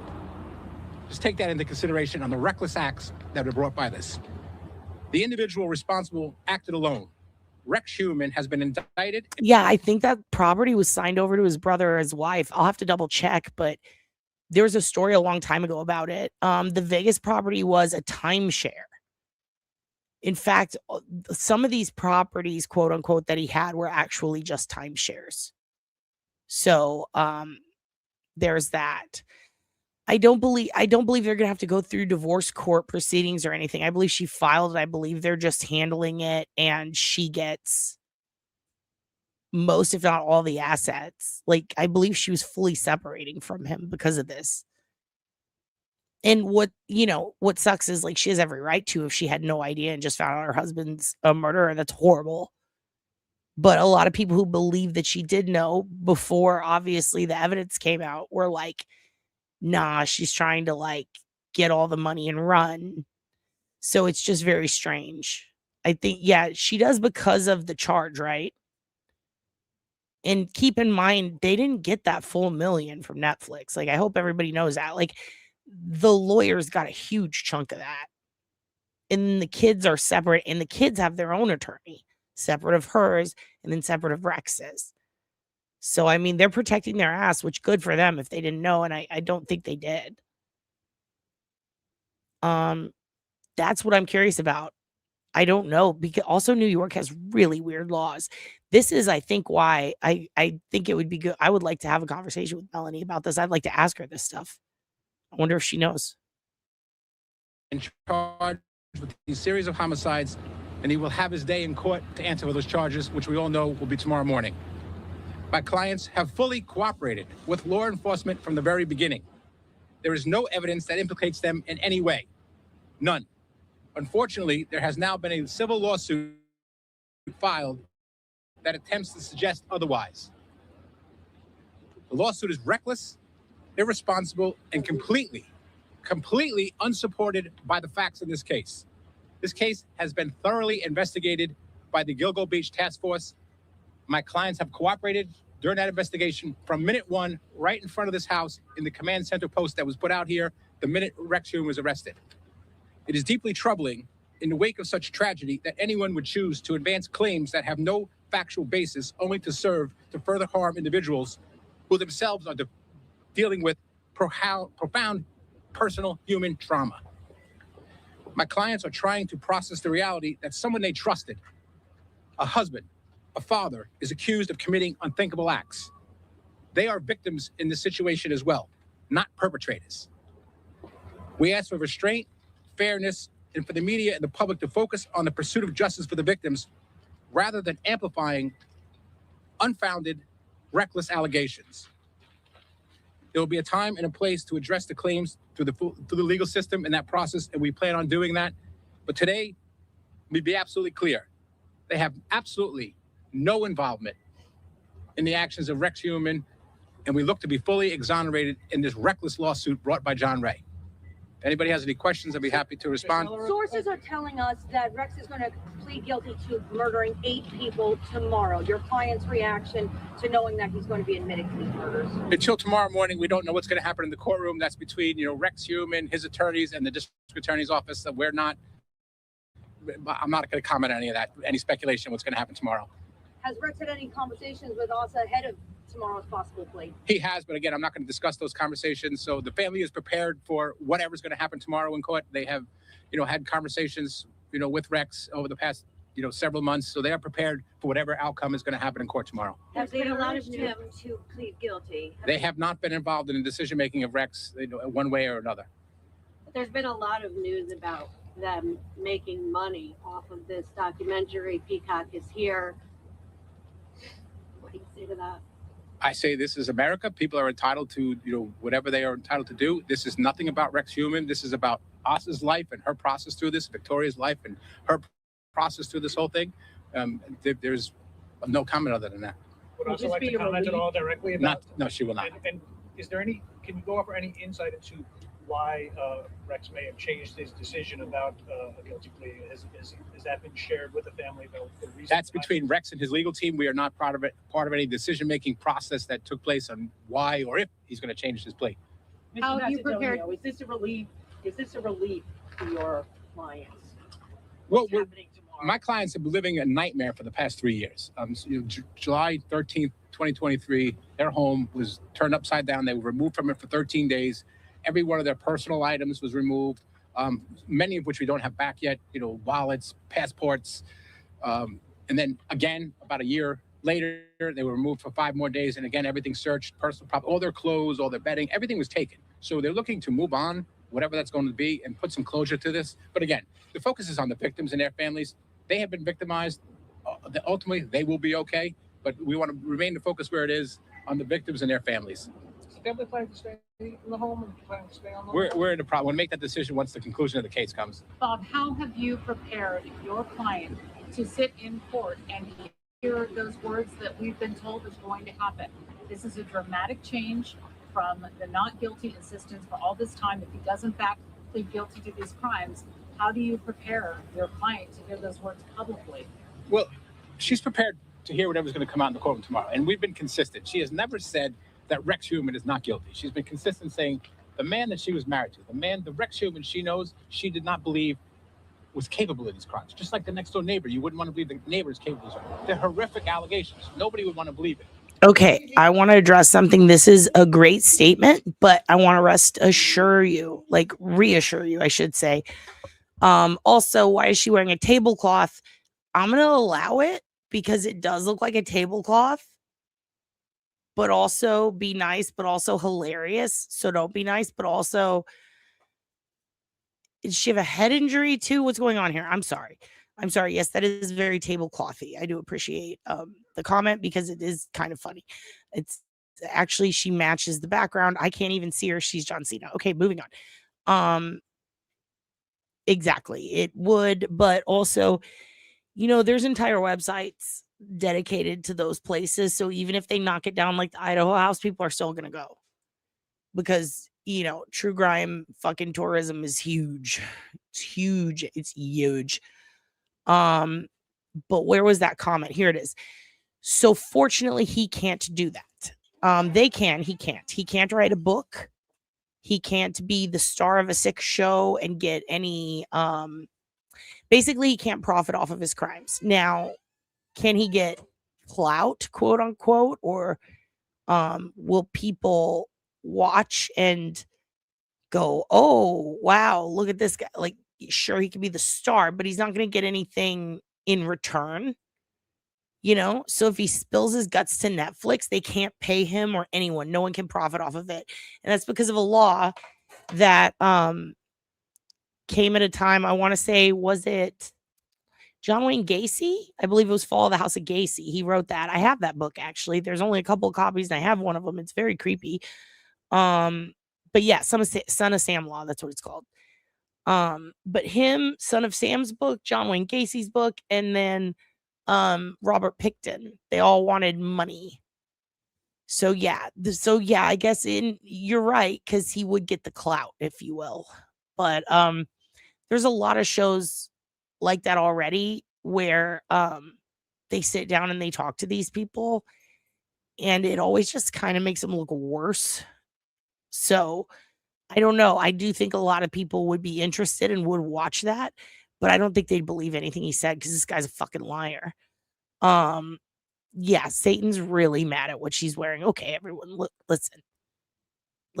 This is just what happened. No, she was not an accomplice. She was a child, and the lawyer was lying completely. It was a Tumblr of people she used to follow's posts. So imagine you follow someone on Tumblr when you're a kid, and then 10 years later, some of those people who were into anime and shit like that move on into furrydom and various other, and they start posting a lot of pictures of everything between furry shit and kinks to gore. They publish a picture of a butt plug. So imagine think of it this way. You're following someone on Twitter, 10 years later, that person shares something gross, and then someone goes on the news and says, you created the gross thing they shared. That's what happened. Exactly what happened. And he completely lied. One of the things that blew my mind is he called a piece of art. He stated that she shared it and supported it. And this is the kind of sickening art she looks at. It was a screenshot from the show Hannibal. And so he completely exploited it. So yeah, that guy's a fucking nut job, in my opinion. She's now had almost 3 years to process that, and she's prepared for whatever outcome is going to happen in court tomorrow, and she will deal with it. But it's 3 decades in a very small living space. Were there any signs? Ma'am, I have the full trust and faith in the Gilgo Beach Task Force.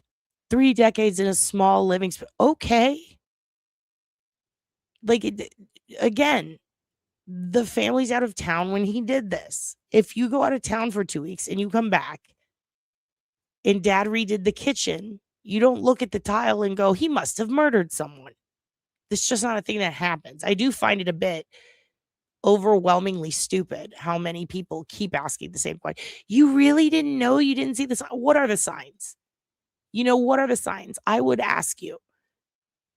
Because I knew people growing up who tried to kill people when they were children, who played with knives, who had aggressive flip outs and acted completely insane and threatened to murder people. And now they're parents with children who raised them well and they're good people. But when they were kids, they had problems. So what signs? Did he pull out a knife and say, I'm going to go kill someone right now? No, he clearly didn't. It's wild to me how many people are like this.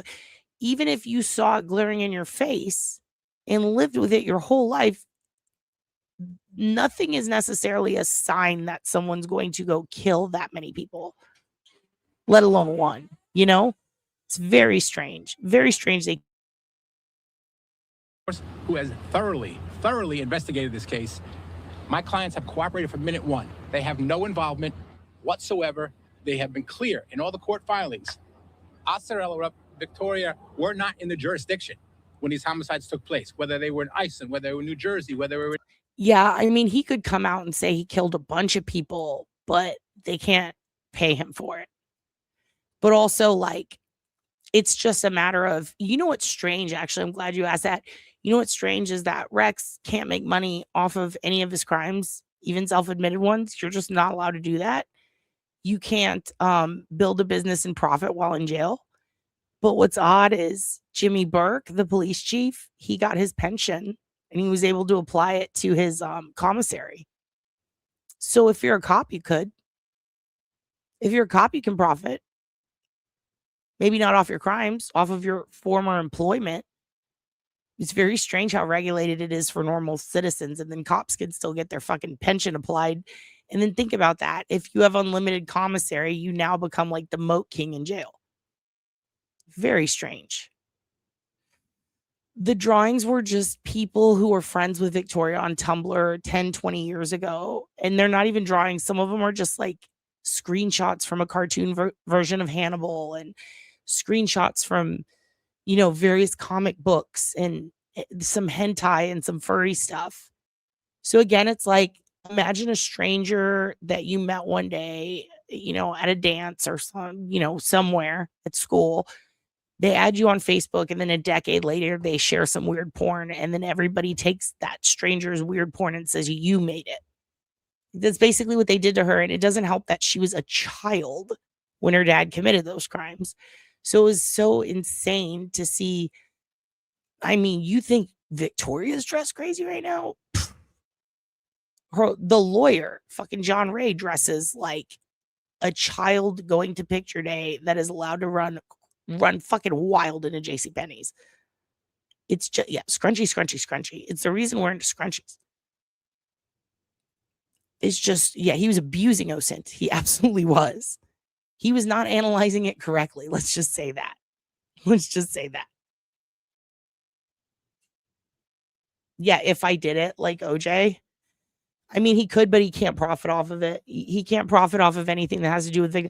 Also, they're not supposed to let you have like magazines with women in it in bikinis or anything. If you're accused of a sex crime, if you're accused of a child abuse crime, you're not supposed to have any magazines with kids in them. I would assume that like any content he made that had anything to do with murder would be restricted heavily. Now, if he were in Japan, he'd be allowed to write a graphic novel, and then they let him out so he could do it again. So, and if he's in Canada, then they would probably get him psych treatment, let him out, and then give him a different name. So, fortunately, at least he's fucking stuck in prison. Now, I would get pissed off. Here's what my biggest fear is, and I almost don't want to put this out there, but he did help Trump get around building code violations, and Trump is the devil. So if he pardons this motherfucker, wouldn't put it past him. In Vermont, they were not here. And if you look at the prosecution's case, Rex Heuermann was particular in the homicides were performed or committed when they were out of the jurisdiction. No involvement whatsoever. I have no doubt in that. Yes, family? Yes, Jimmy. So we understand Peacock's here and doing interviews. I mean, is there any way Ace would give us one statement? Yeah, it's not weird. That was an interesting picture because it was something so brutal and disturbing, but in the background it was just like a beautiful sunset, and it was meant to be like evoke those emotions from people. But the fact that he called it art, like she drew it, and it's like a screenshot from a show is so nuts.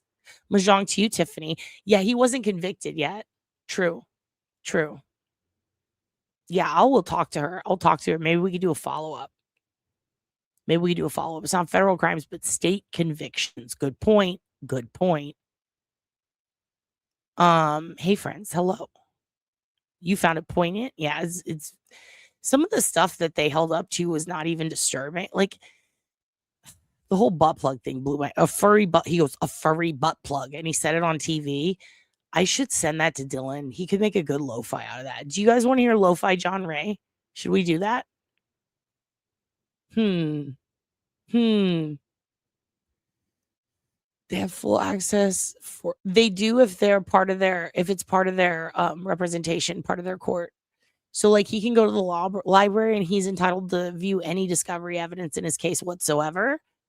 But the second the case is closed or he pleads at that point, especially because he's not allowed to appeal it, he can go to law library, but he doesn't have access, I don't believe, to that evidence anymore. Hello, Karina from Germany. It's so nice to see you again. Du hast mich. I was just they came on the other day, a concert for Rammstein, and I was laughing at it. My Maggie friend from high school threw away her signed MAGA hat, stand by it. Good.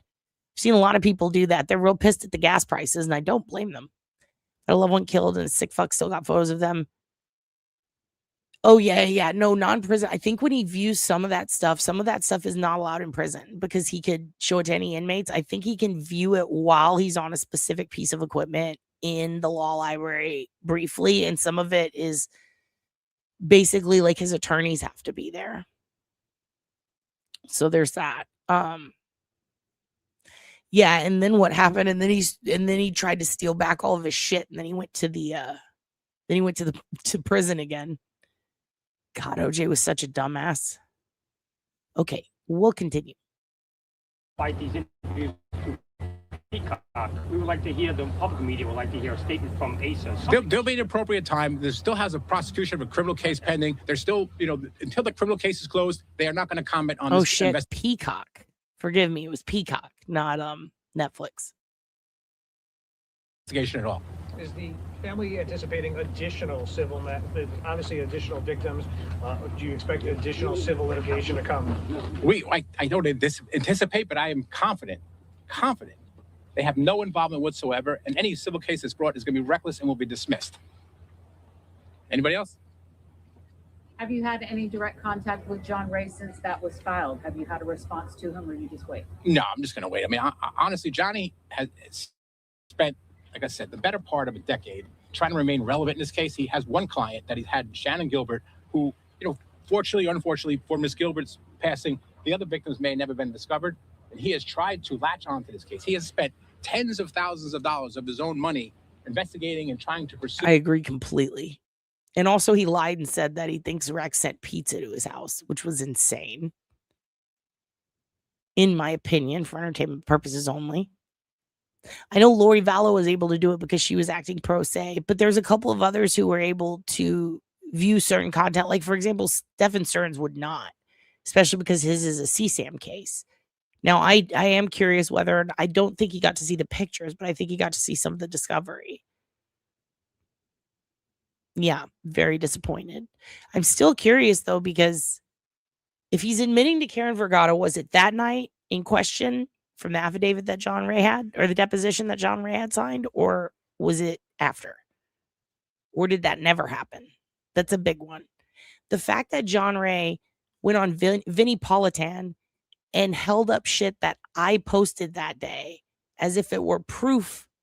Remember I posted the 4chan stuff about how John Ray took, how there's a post in 4chan of a kid, essentially a 15-year-old, and the kid was saying, I am Victoria Heuermann. I am the daughter of a serial killer. I am the daughter of the Lisk killer. And then put all this stuff about her life, and I'm here to answer questions, blah, blah, blah. And then in the episode, the one with the scrunchies, it's like the top viewed one next to the Stephen Stearns one on this channel. I pointed out that everyone was like, oh, this was posted the day before he was caught. I was like, no, first of all, this has been traced. It's not an anonymous account. It's a boy, okay, who posted this, pretending to be her, and that's not how she talks. And clearly this person who posted this is in their teens. Like, they didn't spell right. There's something wrong with them. So no, this isn't Vicky's post. And then John Ray took that post, the one that he had never seen before, that I held up on my channel after he saw my video, and then he fucking held it up, in my opinion, because I have sources who told me this. And then he held it up and said, see, she even posted on 4chan. But he didn't show it to Vinny. He wouldn't send it to Vinny. And he read from it. And I'm like, that son of a bitch, in my opinion, for entertainment purposes only, literally twisted this knowing that it's not true. So at that moment, I just don't trust him at all. Not even a little bit. And especially when the Gilbert family made it very clear he doesn't represent us. Valerie Max, the other family members, they're like, he does not represent us. Even when they stated like, this is wrong what he did to Vicky, he still continues to say he fights for the estate of Shannon Gilbert, which I find disturbing. You know, it's your birthday. It's your birthday, Lori, you're required to tell me when you get older. I think someone deserves a little bit of the. How the fuck did you guys go from being a cult to just working here? Like, how did this happen? You know what? It was. I love right? this Let's song. get it. Get the hips going. Yeah. Yeah. Get it, Fredrickson. Has anyone seen Doctor? We. I can't remember what that song. It's not Pony by Genuine. What's that song? We. Oh, you're gonna get the best birthday song ever. Are you ready, cuz? Are you ready, cuzzo? You're about to get another one of these. No. I'm just waiting in line. I wanted to catch you as soon as you're available. Oh, okay. I'm gonna go into work now, guys. I'm bringing sexy back. Yeah. Yeah, shaking Fredrickson.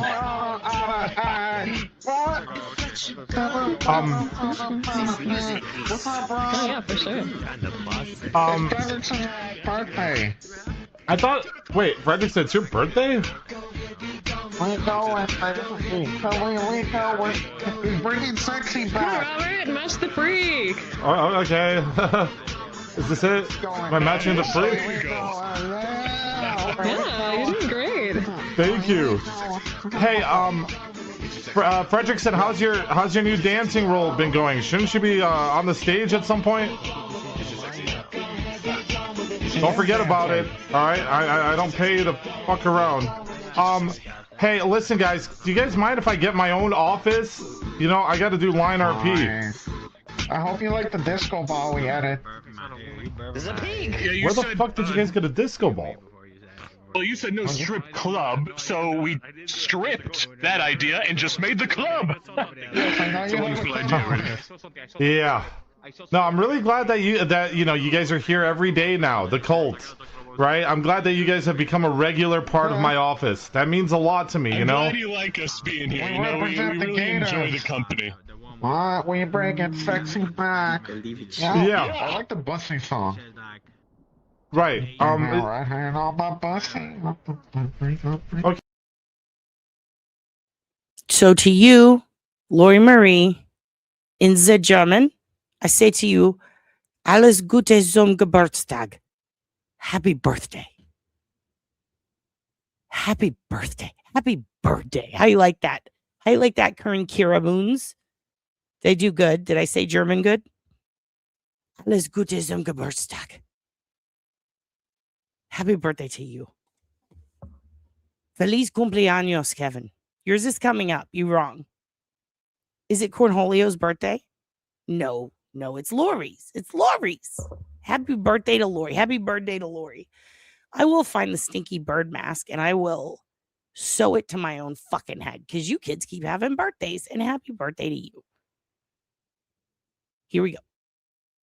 Do some type of civil remedy against anybody that could recoup his own costs. So I have not had a conversation with John Ray. We'll address John Ray in court where it's appropriate. And frankly, we're looking into the possibility of even bringing John Ray as a defendant because of his reckless, vicious attacks on my clients through his numerous press conferences and allegations that he's made against them.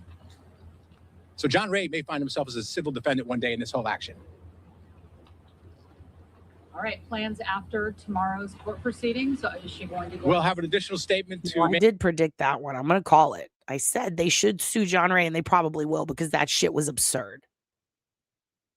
Fucking A, dude. Take tomorrow after the court proceeding, which will address whatever's going to go on tomorrow morning in court. And does she have plans to go and visit Rex in? No, we're not going to discuss that now. Yeah, it's not going to discuss any of that right now. Thank you. Okay. Thank you, everybody. Appreciate you coming. We'll see you tomorrow morning. I would get there bright and early. All right. So there you go. There's the 105 house, all the firewood outside. It looks like they've got a little system set up. I believe they have sold the house, right? So the new owners likely gave them permission to be there. Okay. So last thing we're going to watch is we're going to see a little bit of that press conference from today. And shout outs to DA Ray Tierney, who did a fucking fantastic job. I know there's people out there who don't care for him. I thought it was amazing that he was willing to give Grisella an interview. That ruled. I think that he's been very transparent. I think he's done a good job of keeping all the families in mind, at least, and keeping them in the process. Is Gloria Allred still there? I don't even see her here. Let's see. I don't see her here, but remember, Gloria Allred was supposed to represent some of them, some of the families. So let's go ahead and watch this. It looks like it's in a high school gym, which is where they play basketball, which is my new favorite sport. Also, you saw her. Okay, good. I'm curious. I'm like, did she hit the road too? Where's Gloria at? I need to see me some Gloria. I need to know Gloria's okay. Okay. All right, let's go. Let's see what DA Tierney had to say. I am going to speed it up a little just because they tend to talk slower in these. And like I said, I saw some of it. And it just takes a minute. All right, here we go. Okay, good afternoon. Thanks everyone for coming. This defendant walked among us, play acting as a normal suburban dad, when in reality, all along, he was obsessively targeting innocent women for death. He identified these women, lured them into Nassau County, murdered them. Hold on a minute. Is this the sister of yeah, I think this is Valerie Mack's sister, right? She looks just like her. I think that's her because it looks just like her.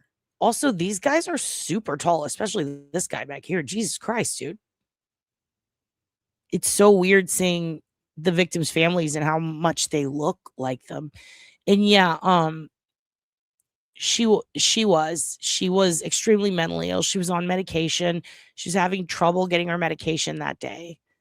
And she'd been treated for mental illness before, and it's just a very, very sad situation. But the mother did pass, and it's so fucked up. It's so sad. That poor family, the poor Gilbert family, man. I do think it's important now, though, especially they keep that investigation open, you know? Just very fascinating that it's just fascinating to me that they haven't pushed harder on that one, but they claim they are. And the task force, I just hope it carries on beyond Gilgo, because there's so many people that were potentially tied to Gilgo at one point, or people thought they could be, where those cases came out. And it's like, well, you know, if you're not investigating them for Gilgo anymore, then please keep investigating them, basically, is what I'm trying to say. Okay, I'm going to let him talk for a while. I won't interrupt. I'll be in the chat, commenting with you in the chat only for a little while for this. Ooh, I apologize for that squeak. But I'll be in the chat only for a little while. I want to give them the respect of not talking through them because I talk too much. Here we go. And left their bodies in Suffolk County. He thought that by killing them, he could silence them forever and get away with murder. But he was wrong, because it was these victims, these women, who refused to stay silent. First, that silence was broken by the victims' families, who advocated for their loved ones and agitated for justice. Then the noise grew louder through the ensuing investigation and examination of the evidence that the defendant left at or around the crime scenes, as well as on the bodies of the women themselves, that further told the stories of these victims and what had actually happened to them. It was this evidence that ultimately was put together by the task force that proved to be the defendant's undoing and led to the pleas of guilt in today's court proceeding.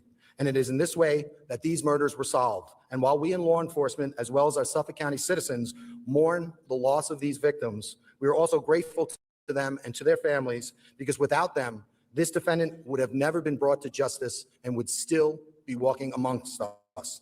And he would still be portraying himself as that same harmless father next door, instead of what he is, a convicted murderer. Ultimately, this case is really about these victims and their stories. It is not about this defendant. And I speak for everyone in law enforcement, and when I say we are honored and thankful for being able to have played a small role in obtaining a small measure of justice for these families. For decades, this case stood out as a painful scar on the face of Suffolk County law enforcement, Suffolk County government, the citizens of Suffolk County, and the victims' families as well.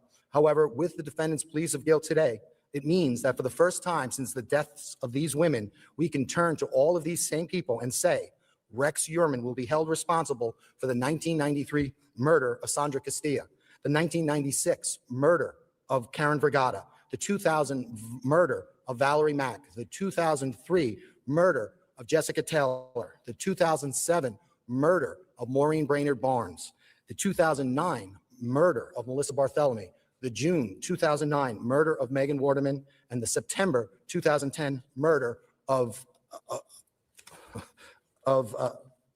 Ms. Costello. Despite this tragedy, there's a lot of different emotions, and I guess the word for today, despite the tragedy, despite all those emotions, is thankfulness. We are thankful. We have a lot to be thankful for, despite these emotions. First and foremost, we are thankful for the victims and the victims' families who told their stories, their loved ones' stories, and defended their loved ones' legacies. Without them, we would have never truly gotten to know those victims. My start in this case occurred before I took office. A homicide detective with the Suffolk County PD, Pat Portella, gave my phone number to Melissa and Amanda. Melissa is, of course, Maureen Brainerd Barnes' sister, and Amanda is Melissa Barthelemy's sister. And they spoke with me. We had a really good phone conversation. And during that phone conversation, I heard the pain and frustration in their voices. They wanted answers. They wanted closures. We told them, or I told them, that we were going to do things differently. It was going to be a new manner of doing things. We were, first and foremost, we were going to form a task force, and we were going to bring all of the talents of all these people standing here to bear.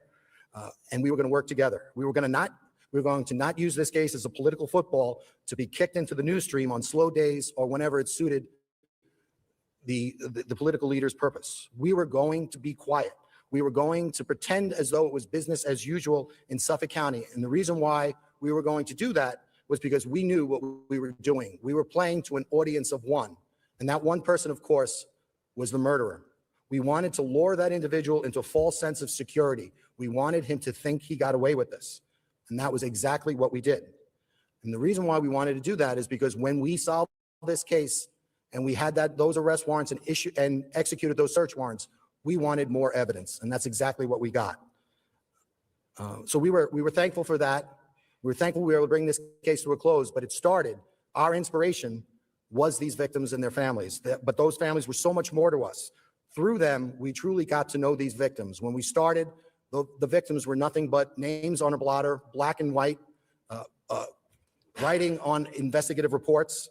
But once we spoke to the victims, they provided us with the color of these women. And we got to know them as the wonderful mothers, sisters, friends, and daughters that they were. And that inspired us even more to close this case, to come to a resolution. So again, first and foremost, we are thankful for those families. And I just want to individually mention all of the families. The Brainerd Barnes family, I already spoke with Melissa, but I want to thank Melissa and her husband, Chris, and their children. Marie, who is Maureen's mom, Nicolette and Dylan, who are Maureen's two children. We want to thank them for their support, not only of Maureen, but for our investigation as well. And we want to say, on behalf of Suffolk County, we're sorry. The Barthelemy family, Amanda, who's Melissa's sister, Lynn, her mom, and Jeff, Lynn's partner. We want to thank them as well. When this case started, it started with the grand. Well, it didn't start, but the charging started with the grand jury, and Amanda, Lynn, and Melissa came down and helped us with the grand jury. And I remember when Lynn came in, it was about 2-day proceeding, and when Lynn first walked in, she appeared she appeared a certain way, and by the end of that second day, she looked completely different. You could see that having forced her to relive this, you could see the sadness in her face and in her eyes, and we're sorry for that. But without their cooperation, we wouldn't be here today. So to Amanda, Lynn, Jeff, and everyone in the Barthelemy family, we want to say thank you, and we want to say we're sorry. To the Waterman family, we have Megan's aunt, Liz, and we have her daughter, Lily. We want to thank them. We didn't get to know them until after the indictment. But again, the way that they stood by Megan and the way they supported us, we want to say to them, thank you, and we're sorry. To Amber Costello and her family, specifically Amber's sister, Kim, we want to say thank you. And again, thank you for the support. And again, we're sorry for the loss of Amber. Valerie Mack, we met shortly before the indictment. We met Ed and Joanne Mack. Ed and Joanne Mack were foster parents and then the adopted parents of Valerie. And they gave Valerie the only happy home she ever knew, and really the only support she probably ever knew in her life. Meeting with them, they're incredibly special people. They're heroes. We also got to know Valerie's sister, Angela, and her son, Aaron. Again, equally wonderful people. So to them, we want to say thank you, and we're sorry. Jessica Taylor, we got to know Jessica's mom, Liz, after the indictment. Prior to the indictment, we got to know Jessica's cousin, Jasmine.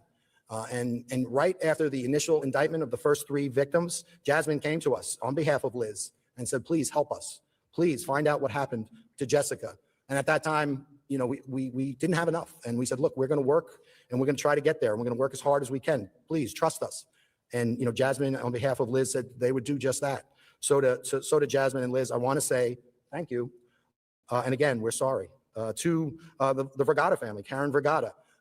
We recently went, I know members of the Suffolk County PD had already spoken to the family, but my team recently went and we saw Eric and Gary, who were Karen's sons. Gary's not here today, but we got to meet Gary, and I know Gary's watching, so we want to say hello to Gary. Eric's here. We want to thank Eric, and again, we want to thank you and tell them how much we admire them for supporting their mom and for supporting us. And again, we want to say we're sorry on behalf of all of Suffolk County. We're sorry for Karen's passing.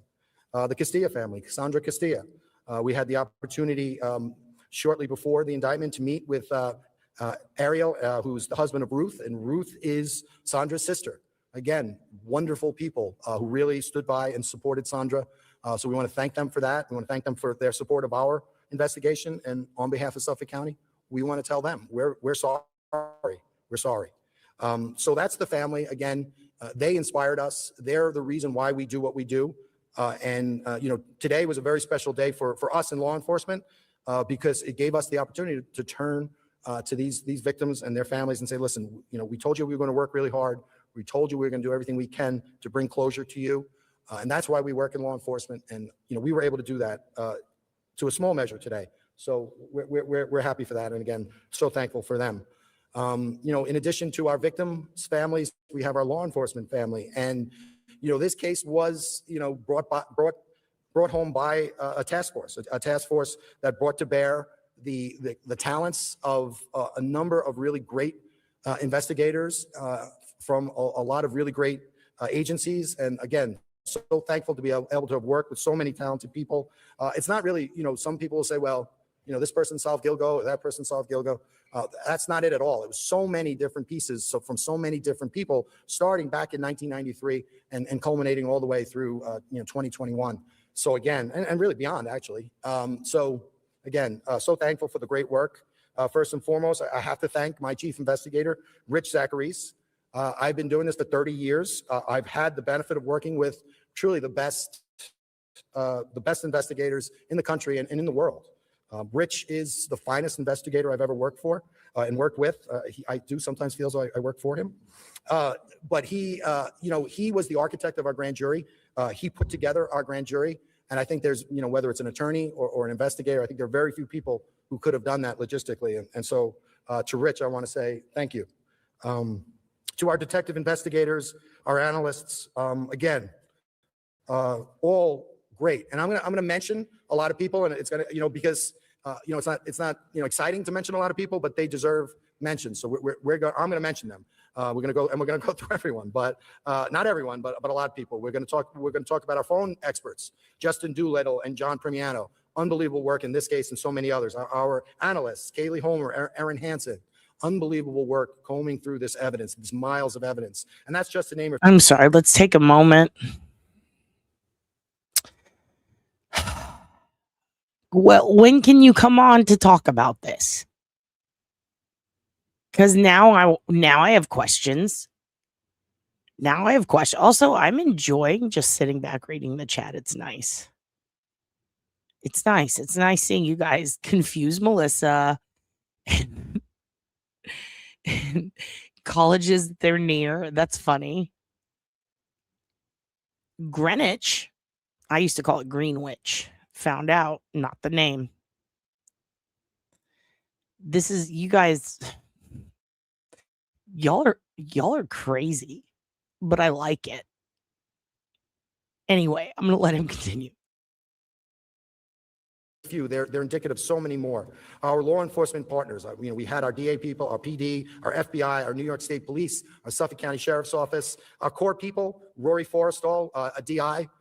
I hired Rory. He was supposed to come in and help us with our child abuse section, but he got waylaid in here, and he worked like heck for us and did a great job. We're so thankful for Rory, for Suffolk County PD, our homicide guys who are still with the task Girl, force it is today. your birthday. You're allowed to be tipsy. Did you see Kelly Osbourne on her birthday in 2005? It's insane. We have a Discord? Oh, shit. Oh, shit. I'm going to have to go in it. Am I in it? I'm just kidding. I found my password. The library couldn't get rid of it even though they tried. Hello, Miss Jessica. Hello, Miss Jessica. Yeah, this popped up today. All caps. Big time. This popped up. This popped up. Damn, dude. Also, does anyone know that you booted me? Shit. Well, there you go. Yeah, fuck this year's 4th of July parade. I don't even know why we're saying that, but fuck it. Talk to Mia about Discord. What happened? Mia, tell me about Discord. What is this about? What is this thing we have? What is this will they, won't they with me and Discord? Hey, does anyone know, like, were the Gilberts, any of the family members there today? I think someone said earlier in chat that they might have been. Did her sister show up? Very curious about that. You've been waiting 5 years. Oh, to get into the Discord. Damn it. You know what I'm going to do? I'm going to go get the code right now. I'm going to go get the code right now. Okay? I'll do an expose. I'll do an expose on you. I'll expose all of you. I'll expose myself to you. I apologize. Hey, Chris Kalvak and Scott Aquilina, great individuals, great investigators. Thank you so much, Chris, Scott. Yeah, Jimmy Watson, who worked with us, no longer with us. He's in Nassau. FBI agent Craig Mateo, Special Agent Craig Mateo. Everybody's young, I guess, compared to me, but I see him as a young guy, really talented agent, really great guy, really, really helpful. Investigator Tiffany Atai with the state police. Again, along with Rory, Erin, and Kaylee, really, plunged into the evidence in this case and really, really helped us out. She was also the one who did the infamous avalanche search. So we want to thank Tiffany for all of the work and all the work that they all did. We have a number of retired task force and former law enforcement officers with us today. We invited them, so John Santoro, I saw Donna Giordano, Pat Albergo, just to name a few. And we wanted to invite those retired members because, again, there was a lot of talk about this case, a lot of talk about, no one cared about the women, who were murdered in this case. That nothing could be further from the truth. I'll talk about Pat Alberga. He worked Jessica Taylor's case. He retired. When we had brought enough evidence to bring that case together, we called Pat. And he came to help us testify. Actually, he and Donna Giordano testified for us. But when Pat Albergo, who's retired, came in, he sort of walked through the door like a kid, like a little kid walking down the stairs during Christmas. And he's like, "Why am I here?" And I'm like, "Because we're going to charge this case." He was thrilled, and that attitude is indicative of every single one of all these agencies. So grateful to work with all of these people, both past and present. Our ADAs, Nick Santamartino, Andrew Lee, Michelle Haddad, Larry Opizo, God help them, right? They get to know what I'm really like. And so they were with us right from the very beginning, through the grand jury and through today. Great job by them. I want to thank them. My chief assistant, Alan Bodie, he really, along with Rich and I, we really thought a lot about how we were going to go forward with this case and planned a lot of things, from the grand jury. And he was really helpful with that. And also, he ran the office while I was running around pretending to be a lawyer. Our discovery expediters, our analysts, our paralegals, everyone. And that's just us. So now, we come to the Suffolk County PD, and, I'll talk a lot about Suffolk County PD was, with us every step of the way. Our police commissioner Catalina, our chief of department, Bill Dougherty, our chief detective, Sean Barron, a whole host of other people are with us today. We have our Suffolk County Sheriff, Errol Toulon with us, as well as Undersheriff Kevin Heavey, as well as Undersheriff John Becker. We really want to thank those two agencies. We want to thank Errol Toulon, and we want to thank Police Commissioner Catalina. They're two phenomenal partners. I can say this about Suffolk County and Suffolk County citizens when it comes to Police Commissioner Catalina and Sheriff Toulon. You are all in wonderful company. In addition, with regard to our sheriff's department, they provided logistics and traffic and sex trafficking related intel throughout our interviews, helped us to identify a lot of potential interviews of inmates and other people who have been sex trafficked. So we want to thank Suffolk County Sheriff for that. With regard, we also have the FBI here. We have a special agent in charge, Michael Raffa, who's the FBI New York Criminal Division. So special agent in charge Raffa is in charge of the criminal division of the FBI in New York State. We want to thank Michael for coming in. We want to thank supervisory senior resident agent Don Osbacher, who's been with us from the very beginning. We want to thank them for lending us their expertise, and more importantly, their people. The cell phone analysis that we all heard about, that was done by the CAST, for cellular. The FBI CAST stands for Cellular Analysis Survey Team, and specifically Special Agents Eric Perry and Mike Sabrick.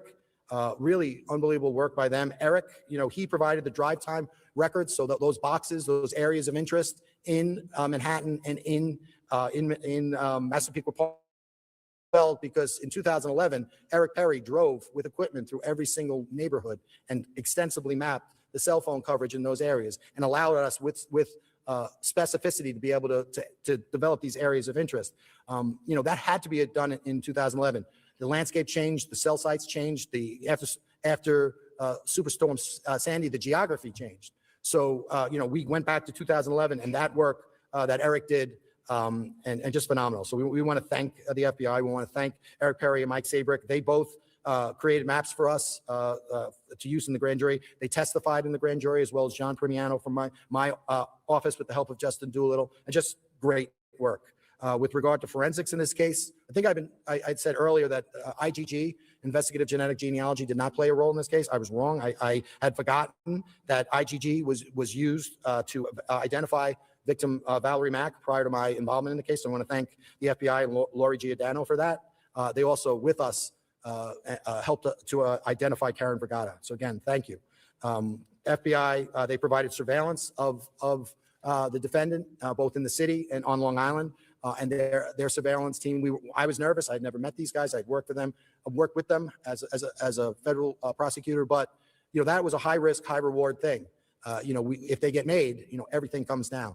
If they get detected, but they weren't detected. Not only did they follow the defendant, but they recovered the abandonment samples. So we want to thank them. Suffolk County PD, they recovered DNA from the defendant's house. We want to thank the homicide squad for that. And again, working together, we were able to really develop that DNA evidence. So we want to thank them.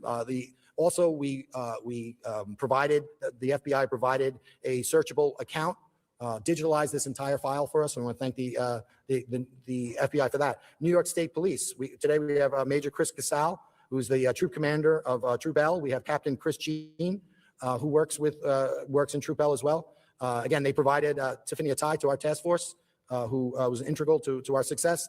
They provided assistance to search warrants of all the search warrants with regard to this case and all the various locations. They were on the scene with our Suffolk County Police Department gathering evidence. They transported evidence from the house to Suffolk County property, along again with Suffolk County PD. The avalanche truck, they transported it from South Carolina to our lab. There was a Ram Charger from Pennsylvania that was associated with the Sandra Castilla case. State troopers took that from Pennsylvania, brought it to our lab. We were able to develop evidence linking that truck to the murder of Karen Vergata. We want to thank them. They provided us with K-9 units along with the NYPD, Suffolk County PD. I want to thank all of those agencies. I want to thank Nassau for helping us with the search warrant. I want to thank Nassau County DA's office for helping us with the prosecution of the weapons case. Our Suffolk County Crime Lab, we want to thank them. Tremendous work. I particularly, is Clyde here? Where's Clyde? Clyde, raise your hand. Where's Clyde? All right, Clyde's all the way in the back as usual, hiding. So Clyde was the hair analyst in this case. He collected hairs from all the victims in this case, save for Jessica Taylor. And he pushed the PD and he pushed our office to send certain hairs out for mitochondrial and then later nuclear DNA testing. And when we started this case, he was working with Nick Santomartino in my office, and he was recalling with great specificity certain hairs of interest that he thought were really going to bear fruit. And I was talking to Nick, and I was saying, does this guy really, is he really, was he this meticulous? Is he this sure? And so Nick said, sit down with him, sit down with Clyde. And we sat down with Clyde, and, to go to a crime scene, in the 2000s and not have the capability to get nuclear DNA, but yet to be so precise and exact in gathering evidence, cataloging the evidence, safeguarding the evidence, and then being able to advocate for its use. Without Clyde, we probably wouldn't have gotten that evidence. So, Clyde's retired now, but we really want to thank Clyde. Bob Jenna, he collected hairs on the Castilla case. He recovered 2 hairs. He was a former chief of Suffolk County Crime Lab. He's retired. He collected 2 hairs on Sandra Castilla. Did a great job, similar to Clyde. Don Doler, the former chief, he was the chief of the lab when we started this. Great job. We want to thank him. Connie Dinkle is the current chief of the lab, and she did a great job and continues to do a great job. We want to thank them. Bob Alman, Helen Wong, Liz Sepulveda, Kerry Anito, Craig Hamer. All of these forensic scientists did a fantastic job, and we want to thank them. Again, they were in the house with our law enforcement partners, gathering this evidence meticulously, precisely, and without, this. I was thinking about this. This isn't a cast of hundreds. When you look at when you bring all this together, it's a cast of thousands. So we want to thank all of those individuals. Office of Chief Medical Examiner, City of New York, Brad Adams, Mark Desire, and Neha Desai. Brad Adams was the anthropologist. He identified the Gilgo Four, and he was the one who urged investigators to go back after the discovery of Melissa Barthelemy, which resulted in the discovery of the 3 other victims known as the Gilgo Four. Mark Desire is the assistant director of biology of the lab. He was our liaison. He made all of his people available to us. Ms. Desai, she testified for us in the grand jury. Her DNA analysis led to the identification of the Gilgo Beach Four. Again, she testified in the grand jury. A fantastic job. Our outside experts, Mitotyping Technologies, Gloria Dimmick and Jenna Manges. Gloria testified for us in the grand jury. Fantastic scientist, fantastic person. Astria Forensic, Dr. Ed Green, Dr. Christina Valencia, Kelly Harkins Kincaid.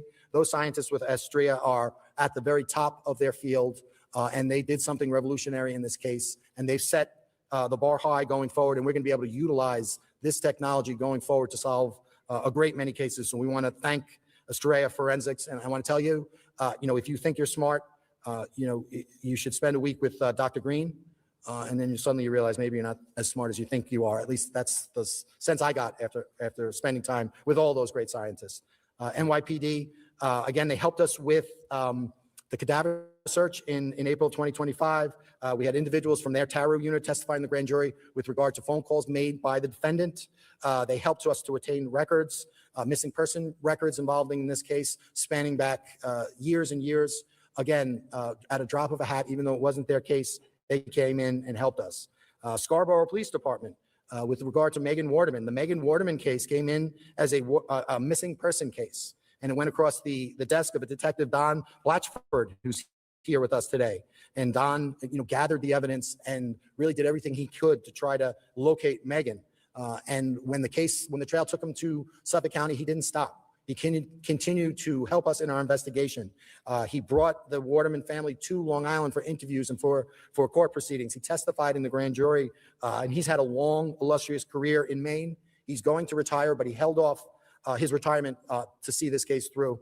And again, I talked about the Suffolk County PD guys who cared about these victims.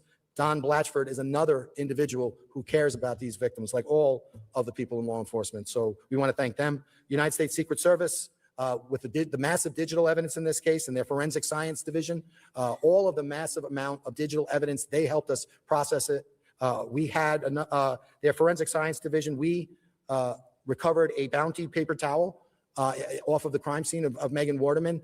They processed that and they compared that to the same bounty towel that we recovered in the home of the defendant. They matched, and this was a memento that we argued the defendant kept.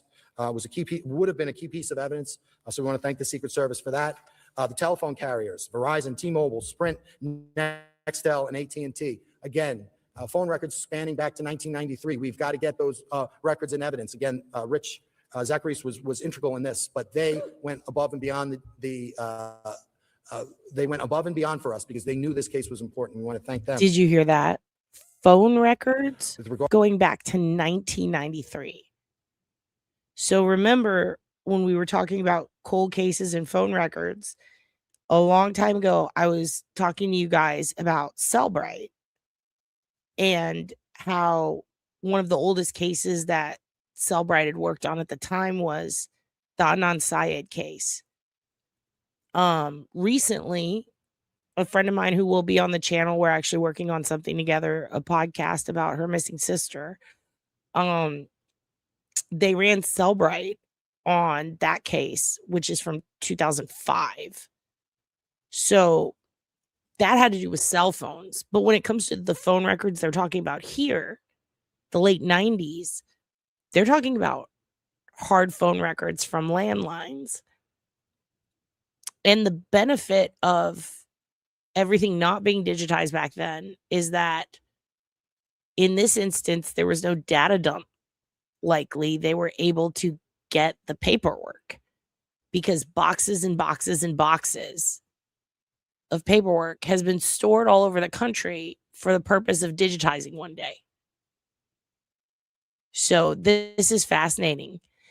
I know that here in Texas, there were companies back then that don't exist anymore. And they were probably all over the country, but we had like Southwestern Bell and Bell South have changed. And then there's Paragon Cable was a big thing back then. But as far as phones go, like there was MCI. Remember that song by Destiny's Child? Have MCI to trace my phone calls. So I can move. You're a bug of me, a bugaboo. Lori, thank you so much. I did get it. I did. I think I talked about it earlier, but you might not have been here. I think maybe you stepped away. Thank you so much. If you didn't see it, thank you so much. You rule. Also, it's your fucking birthday. What the hell, girl? I appreciate you. You're the best. But yeah, the fact that they were able to get those old phone records is fucking crazy. But you know what's crazier than that? It's Lori's fucking birthday. In case you didn't know, it's Lori's birthday. Okay. And yeah, I used that GIF for no reason, just because it was funny and I like it. But I believe that somebody would like to give you something. I believe someone wants to make something for you on your birthday, Lori. Guess what someone wants to make for you on your birthday, Lori? Happy New Year, y'all. Let's make my first charcuterie board, and this is what I got, so don't judge me. I got this board a really long time ago. I think I got it from Hobby Lobby, but figured let's put it to use. I don't have the little glass bowls like you guys probably got, but we got Tupperware. I started out with cutting up broccoli into bite-sized pieces, and honestly, I don't know the pattern I'm going with.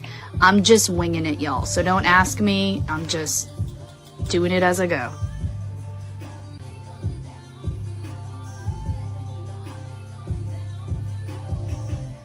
The OCD in me.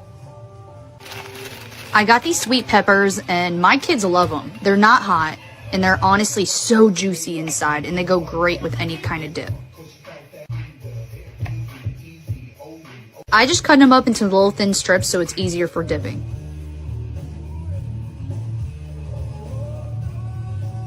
I'll also be adding some red pepper hummus to this plate, so I got some naan bread. And I was like, I'm just gonna flour it. I've been trying to introduce my kids to different types of meats, so we got some prosciutto, and I'm gonna do the famous charcuterie flour. Now, this was very flimsy. You can see it in my face. I did not know how this was gonna turn out, but it did come out great.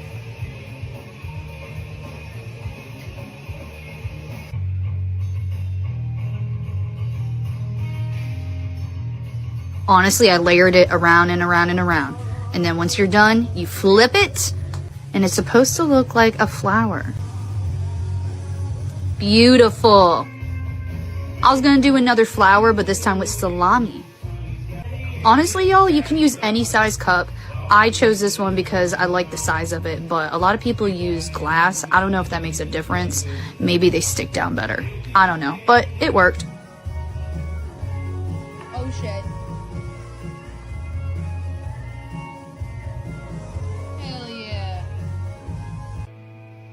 I swear to you guys, this ranch is the best, and it is the creamiest, and Kaiser could not stop eating it. Boar's Head red pepper hummus.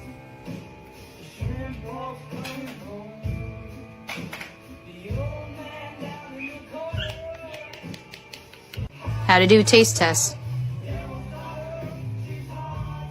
Ensley didn't even let me finish it before she started eating it.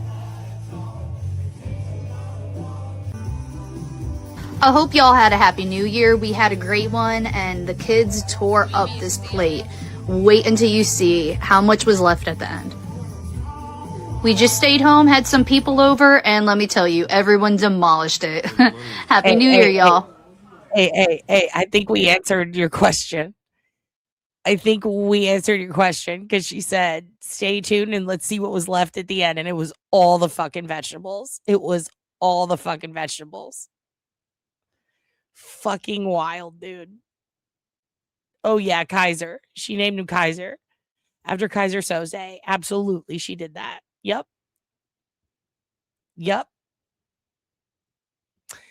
Also, she has been out of her goddamn mind lately.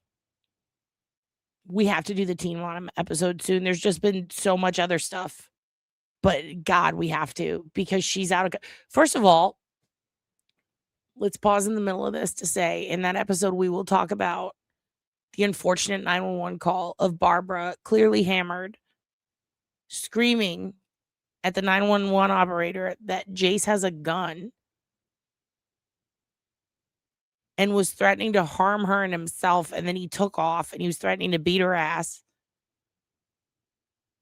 Jesus Christ. And this is after many phone calls that Janelle had trying to reconnect with David, which was fucking, it's between Farrah trying to run for mayor and finding out that that race isn't real or happening for years. Her finding that out live on TMZ was the best. And the amount of 911 calls coming out of Janelle's immediate orbit is so much.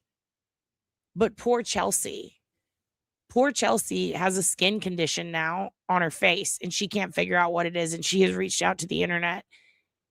And when I complain about my skin, you guys have a lot of good ideas. So I must encourage you. Chelsea, though, lives in the mysterious, possibly fake Narnia known as South Dakota or maybe North. Either way, the jury's out. Still don't know if they exist, but she lives there. She lives in one of the Dakotas. She's one of, I think, 8 people who live there aside from Cole. And she's got a weird skin condition going on her cheeks. And she has questions. And any of you guys who are into skin, please go talk to her.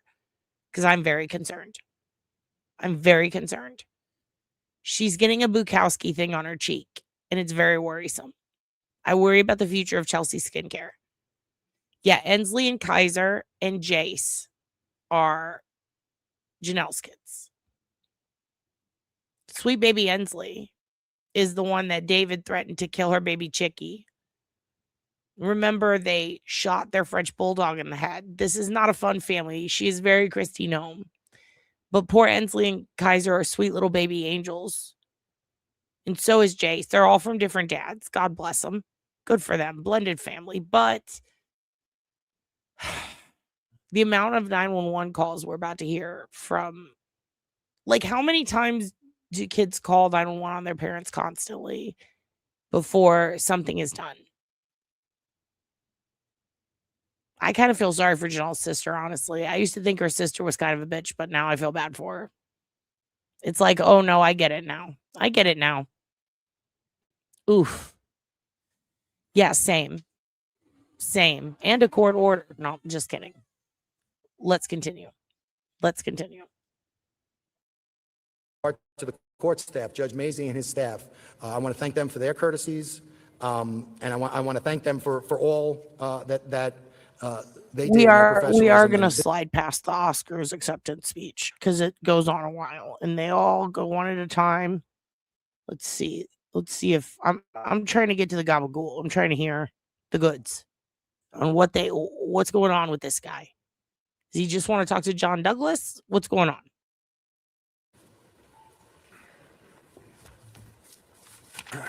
Thank you, District Attorney Tierney. The calm, serene, almost grandfatherly image that Rex Heuermann portrayed since his arrest was a lie. And quite frankly, an insult to both law enforcement, but more importantly, the families that had to endure that during every court appearance over the last 2.5 years. Today, he was exposed for exactly what he is, a sadistic, soulless, murderous monster. And thankfully, everybody today got to see that.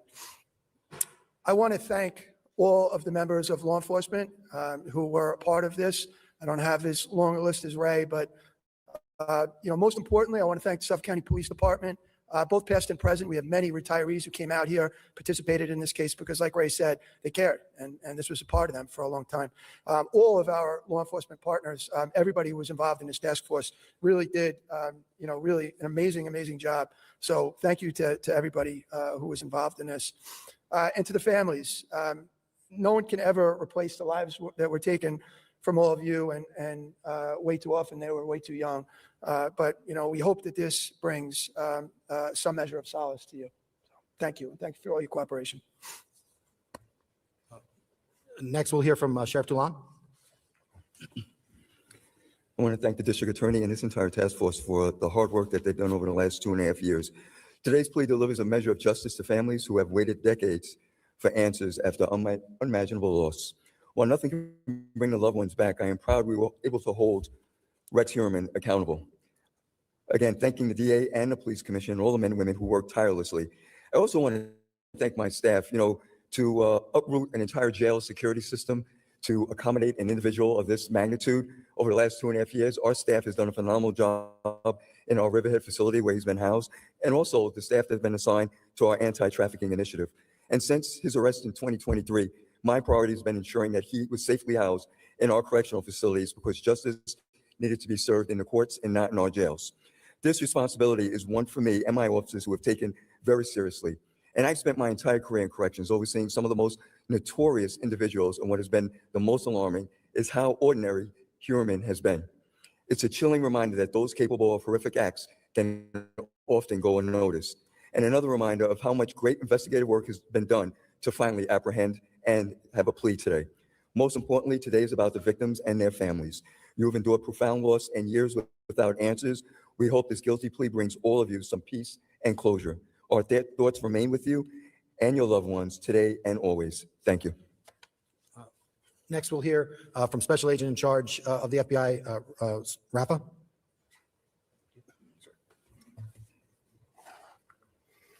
Thank you. Good afternoon. I'm Michael Rada, the Special Agent in charge of FBI New York Field Office Criminal Division.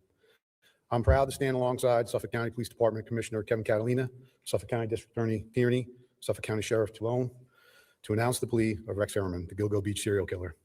Today's announcement highlights the importance of partnerships and perseverance. For decades, the families of these women have been left searching for answers and waiting for justice. This ends today because these agencies before you never gave up. The detectives, the troopers, the agents tirelessly chased every lead and left no stone unturned. In 2011, FBI New York began collaborating with the Suffolk County Police Department to find out who was responsible for these cold-blooded murders. Our office leveraged many resources, some of which have been described already, over the years to include our CAST, our cellular analysis survey teams, behavior analysis teams, evidence response teams, the surveillance groups, forensic and document lab teams at Quantico, and investigative genealogy tools to identify some of Heuermann's victims and help Suffolk County Police piece this puzzle together. The close coordination across every agency ensured that a monster lurking in our community was held accountable for his heinous crimes. While we'll never be able to fill the hole in the lives of the victims' loved ones, I hope that today brings a small sense of closure. Once again, I'd like to thank our state and local partners for their I'm sorry. I want to go back and slow it down for just this part because I want to hear when he's saying the different departments that work together, departments. I would like to hear exactly which ones because I heard him say IGG, which is great that they acknowledge it. Also, Miss Parks is in the house. Hello, Mrs. Parks. Hello, evening, Mrs. Parker. What was it? Did someone call you parkour? What was the Peter? The lawyer called you something funny. He's great. Yeah, Mrs. Parks, she's in the house. Everybody tuck your shirt and listen. Mrs. Parkour. Miss Parks, hello. How do you do? Are you feeling better, hon? We love you. I went back and watched the last episode where you were here because I always go back and watch the live chats later. And I missed something. You had said you weren't feeling well. I hope that you're doing okay. And yes, she told us the Florida hot tub story. And Miss Pakistan, that's what he called you. Okay, two things. First of all, that was crazy because he called you Miss Pakistan. And when Aunt Deb went off of YouTube for like a month, we joked on this channel that Aunt Deb is Onaija and that she went to Pakistan to get her husband. Remember, because that lady went to Pakistan to meet a teen boy. Like a 19-year-old and be his sugar mama, or he would be her sugar baby or something. And then he locked her out of the house and she refused to leave Pakistan because she wanted her Pakistani reparations. And then women aren't supposed to talk mess there or like not have their face exposed. And she went full Onaija. And we kept saying that that's Aunt Deb. And she was in Pakistan just causing a ruckus. And then they called you Mrs. Pakistan. And I do think I know who was in the hot tub with you. And I could show you. I saw a story from someone on a podcast. And they met, and here's what's crazy. It's a sports star. And they said that they met, let me show you my face so you know I'm serious. It's a sports star. Specifically Charles Barkley on SportsCenter. And he had gone on vacation to Florida. And he had come back to SportsCenter. And don't answer me yet. Just hear me out. Because there is video of this. Well, here's the thing. It was a sauna, but here's the thing. Charles Barkley talks about how he was wearing I think it was a bracelet or a watch that someone gave him. And he said, a very lovely man gave this to me. We became friends and we met in a sauna. And they were like, sauna? And he goes, well, it was more of a steam room. And then they start arguing between a sauna and a steam room. They literally had like the same argument we did and made him correct himself. And Charles Barkley did not want to reveal who the person was who gave him that gift in Florida.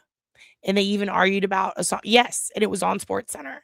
And all I could think was, oh my God, did Mr. Parks hang out with Charles Barkley and talk about the Karen Reed case? You can blink twice if the answer is yes. And you can blink once if it's no. And if you can't blink because we're on the internet, I'm going to presume it's yes. You'll tell me offline, it's Charles Barkley. It is. It has to be. Who would tell that story on SportsCenter? And also anywhere. And also, they fought over the steam rooms. I'm going to clip it and play it the next episode. It was literally the same thing that happened in chat that day. A bathhouse? Well, no, it's 100% not bullshit. It's totally Charles Barkley. If it's Elon Musk, I'm going to be really mad that you didn't poison him. But it's fine. I'll forgive you. I'm glad you're feeling better. It's Lori Marie's birthday, by the way.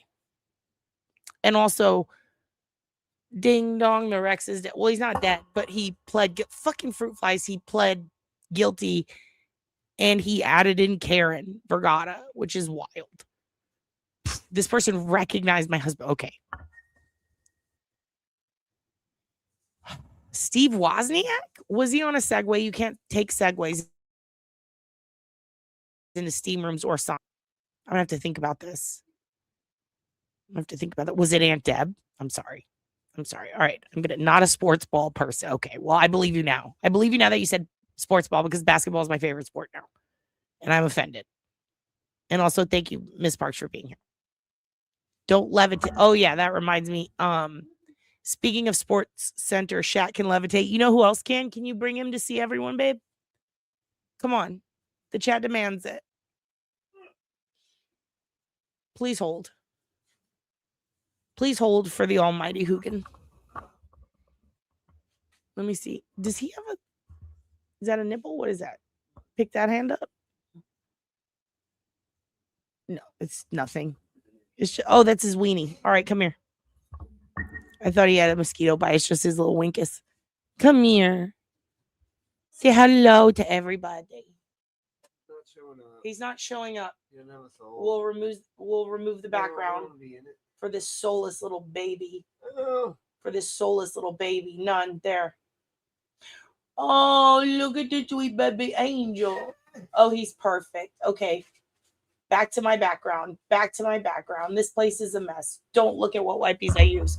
Don't look at my wipies.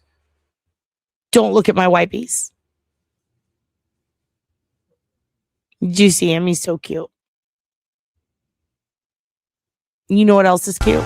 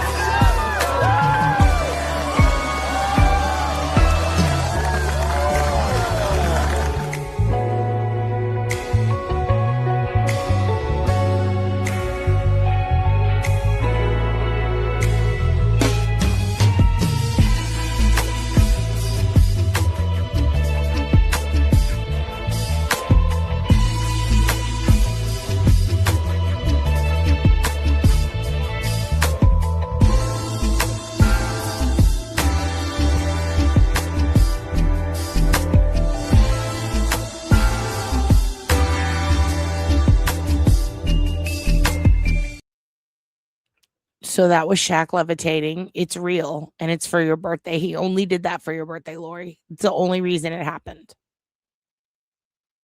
That's it. Shaq found out it was your birthday and he said, I must levitate. He said, let me get on the roof. He's a big boy and he got on the roof and he figured out how. But I digress. Let's watch some more of this. Termination. By the way, this is super long, so I am going to link it below. We're not going to watch all of it. I just want to hear more of the investigatory side of it. The victims' families, I've already cried over that stuff. Okay. I feel like that is a personal time. So I'm going to put the link below so anybody who would like to watch that, because it will get me very verklempt. Okay. And nobody wants that. Also, hello, Darlene. She was busy saving lives, but she's back now, and we love you. Welcome to the live. This is the press conference. They got him, Darlene. They fucking got him. He admitted to it. Rex Heuermann is the Long Island serial killer. He admits it. You're forgiven. Always forgiven. You do what you need to do. We don't question it. I know. I feel horrible for them. I'm glad that he's admitting to it, and maybe he'll at least... Maybe they'll get more info. Just because we don't get it doesn't mean they don't get it, but maybe they'll get info that satisfies what they need to know.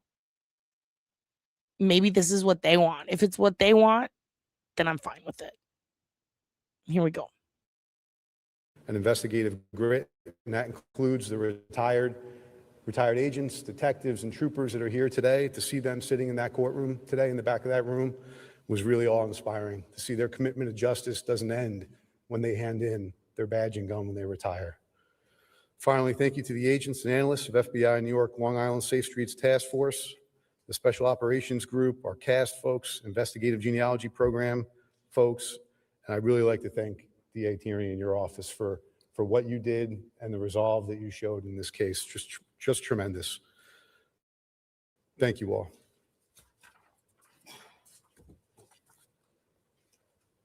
So, Rafa has just been appointed from New Jersey to head the New York office, and we thank him for coming today, and we're really looking forward to continuing our great relationship with the FBI and our federal partners. Last but not least, we're going to hear from the state troopers and Chris Casal. Chris Casal was with us. Then he went to I believe Albany or New York City. He's back with us. We couldn't be happier, but he's going to say a few words. Thank you, DA Tierney. I'm Major Christopher Casal. I served as the Troop Commander for the New York State Police, Troop L. Today marks a significant moment for Long Island and for the families who have endured unimaginable loss for many years. The guilty plea of Rex Heuermann represents a measure of accountability in a case that has deeply impacted our communities. While this brings us closer to justice, it does not lessen the pain suffered by the victims and their loved ones. This outcome is a result of years of persistent investigative work and strong collaboration among our law enforcement partners who made up the Gilgo Beach Homicide Task Force, and I commend all of them for their dedication and extraordinary work on this case. It reflects an unwavering commitment to our mission to never forget the victims and to continue pursuing justice regardless of how much time has passed. This case not only underscores the importance of coordination across agencies, but the role of advancements in forensic science, technology, and intelligence sharing. Today is not a day of celebration, it is a day of reflection, accountability, and remembrance. We honor the victims and stand with their families who have shown extraordinary strength and resilience. The state police and all the agencies you see represented here remain committed to serving our communities and to the continued pursuit of justice for every case that is entrusted to us. Thank you. Thank you, Chris. And now that you're back, we look forward to resuming our great relationship with you. Obviously we have a lot of victims' families here. I believe that we're going to, Gloria Allred represents a number of those victims, and I think they asked for Gloria to come forward and make a statement on behalf of many of the victims. So we'll call Ms. Allred.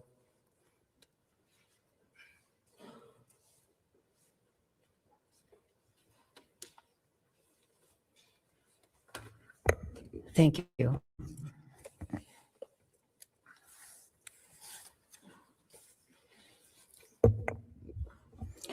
I'm Attorney Gloria Allred, and I represent a number of the family members who suffered the terrible fate of the tragedy that was inflicted on their loved one. Today, Rex Heuermann, who thought he had the perfect blueprint and plan for serial murder, pled guilty to the murder of 8 young women. Some of these murder victims were young mothers just trying to earn a little extra money to support their children.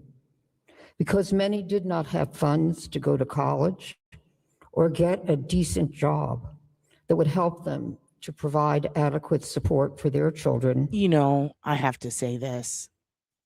I love her. She's represented some controversial people in addition to women who needed representation in the past and clients that 100% deserved a good attorney. But just in general, she is such a good attorney and such a good public speaker.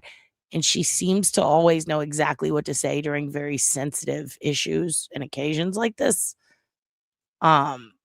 This, I saw a little bit of somebody talking about how, okay, you know, get to the point. And they were talking about how this one's really good, this speaker's good, and I didn't know who they were talking about, and I think it was her now. Like, I'm looking at it, I'm like, oh, okay. I think that this is an important speech. You can see it affects the victims' families quite a bit because she humanizes the women. And I like that. She humanizes them as she makes them, they're not just victims. Like, they had lives before that. But what their job was not who they were. And I'm so glad that someone said that at this press conference and stood up for these families. Blueprint and plan for serial murder, pled guilty to the murder of 8 young women. Some of these murder victims were young mothers just trying to earn a little extra money to support their children. Because many did not have funds to go to college or get a decent job that would help them to provide adequate support for their children, they turned to sex work in order to help their families. It wasn't what they wanted to do, but it was what they felt forced to do because they had no meaningful alternatives. Some wanted to help their parents, their grandparents, and their loved ones. Some just wanted to survive. In this difficult and challenging world, little did they know that the defendant, Rex Heuermann, did not care about their hopes and dreams, or that they had families and friends who loved them. He appeared to care only for himself and executing what he thought was his perfect blueprint for murder. The evidence gathered and articulated in the prosecutor's response to the defendant's bail application demonstrated that the defendant had a, quote, planning document, end quote, utilized by Heuermann to methodically blueprint and plan out his kills. And those are quotes from the bail application. He also believed he had a perfect plan to avoid collection of evidence against him and to evade capture by law enforcement. However, what he had thought was his perfect blueprint for serial murder did not take into account the courage and the persistence of the murder victims' family members who refused to give up until the murderer of their loved ones was found, convicted, and sent to prison for the rest of his life without the possibility of parole. Many of the murder victims' family members became the voices of their loved ones, crying out for them not to be ignored and forgotten, and demanding answers and justice for them. Many of those family members whom I represent are here today. It was bittersweet for them to be in court and hear the defendant plead guilty to the murder of their loved one and the manner of their death. But the truth was important to them, and they heard it today. Last week, they were faced with a difficult question. Did they agree with the Suffolk County District Attorney's decision to agree to accept the defendant's plea of guilty in lieu of trial? Or would they have preferred that a trial take place so that they could hear all of the evidence that the prosecutor would seek to admit against the defendant? In a few moments, you will hear their answers to that question. And I will ask them to come up to the microphone, or if they would prefer to stay where they are, they can answer from there. In no particular order. Family members of Megan Waterman. We are going to listen to some of this, though. Let me see. Yeah, because I want to hear some of her. Oh, did they not? Where's the one? Oh, yeah. That's the one that I cried at a lot.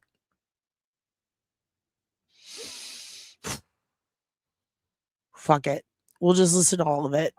Grab your tissue box, people. Grab your tissue box. Okay? Please come forward and state your name and relationship to Megan Waterman. Elizabeth Meserve is her aunt.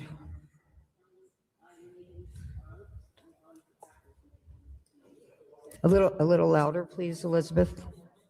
Or can you come up here? Thank you. So my name is Elizabeth Meserve. I'm Megan Waterman's aunt, and I helped to raise her daughter. And on behalf of Megan, we definitely accept the plea. Thank you. And also, we have with us Megan's daughter, Liliana Waterman. Oh, okay, good. Thank you. Thank you. Here. My name is Liliana Waterman. I am the daughter of Megan Waterman, and on behalf of her and my aunt and all of our family back home, we do accept, and we are very, very thankful for everything that they've done for us. Thank you.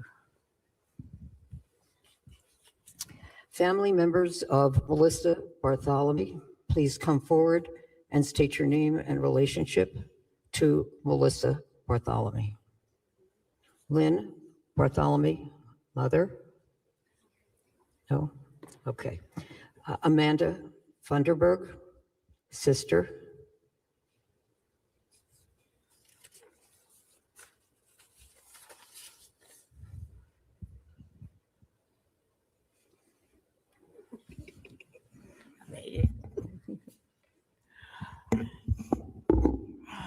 I'm Elizabeth Vakeel. I'm Jessica Taylor's mother. And I am glad that this is over as far as him pleading guilty. It took a big chunk of stress off of me and my family. Thank you. And you accept the plea? Oh, yes, I accept the plea wholeheartedly. Thank you so much.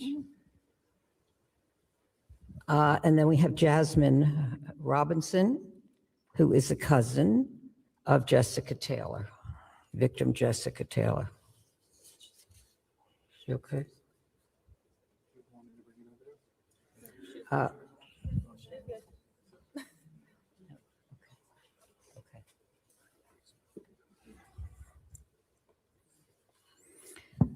Family members of Maureen Brainerd Barnes, please come forward and state your name and relationship to Maureen Brainerd Barnes. Missy Kahn, sister. Nicolette Brainerd Barnes, daughter. Dylan Haggett, son. This is Nicolette. I am Nicolette Brainerd Barnes, the daughter of Maureen Brainerd Barnes, and on behalf of my mother, I accept this plea. Dylan Haggett. I am Dylan Haggett, the son of Maureen Brainerd Barnes, and I accept the plea. Thank you.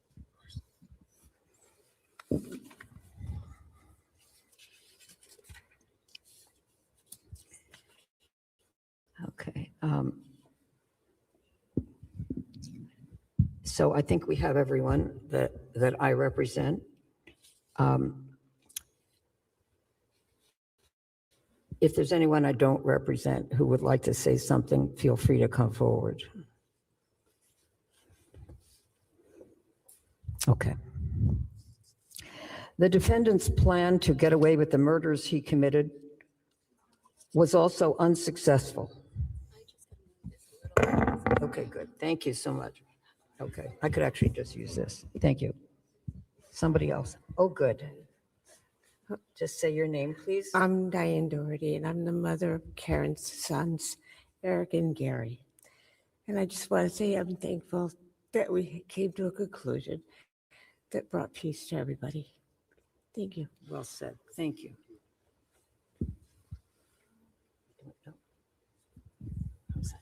Okay. Anyone else? Yes, she will. Okay, good. Thank you. The defendant's plan to get away with the murders he committed was also unsuccessful because many law enforcement officers who participated in this massive investigation were so dedicated. We would like to thank each and every one of you who contributed to bringing the defendant to justice. We deeply appreciate you and your dedication to finding, testing, and preserving evidence for this case. The result today would never have been achieved without your hard work and sacrifice. Even if we cannot meet and thank each one of you in person, please know that your efforts on behalf of the families, loved ones, are respected and appreciated. We look forward to thanking as many of you as possible after the time of the sentencing in June. The journey to justice has been painful for each and every family member who I represent. In conclusion, Melissa Kahn, also known as Missy, would like to share her feelings about this day and the almost 2 decades in which she has sought justice for her sister, Maureen Brainerd Barnes. Missy. Can I have my family behind Of me? course you Okay, can, perfect. sure. Thank you. Would you like to use this? Goodness. We'll see. Yeah, okay. Hello. Okay.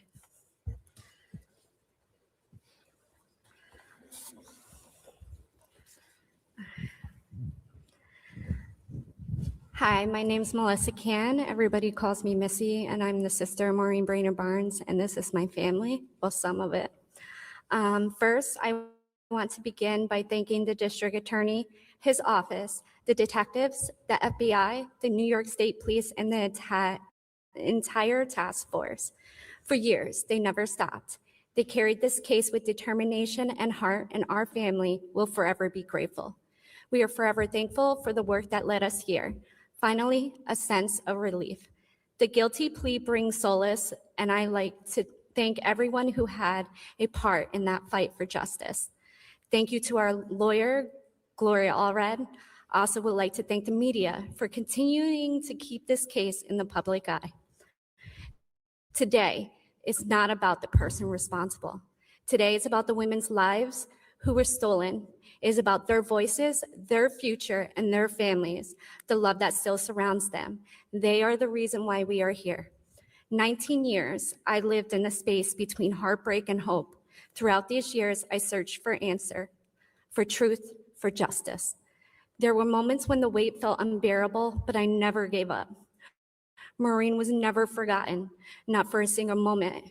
From the day she went missing until today, she has been carried in every breath, every memory, every fight for answers. This has been a long journey of hope, Hope that one day we would stand here and say her name with justice beside it. Today, that long, painful journey brings us to this moment. Our mission, our promise to Maureen is finally met with accountability.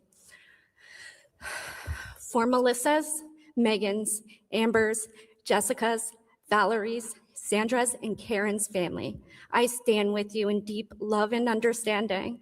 No one should ever have to walk this path, yet here we all are, connected by loss, by strength, and the unbreakable bond of our loved ones.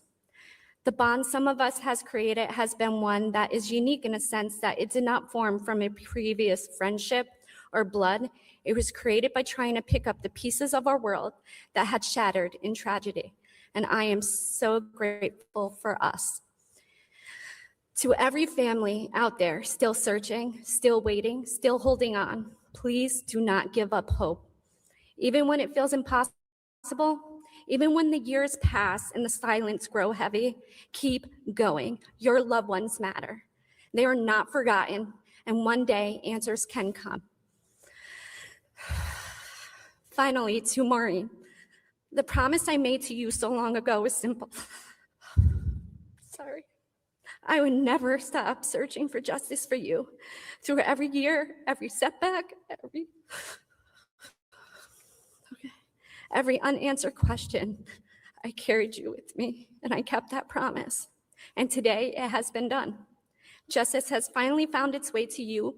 Your voice was never silenced, your story never forgotten, and your life will always mean more than the tragedy that took you. This moment is not the end, but a reminder that love endures, truth prevails, and hope never fades, because even in the darkest moments, justice will find its way. Thank you.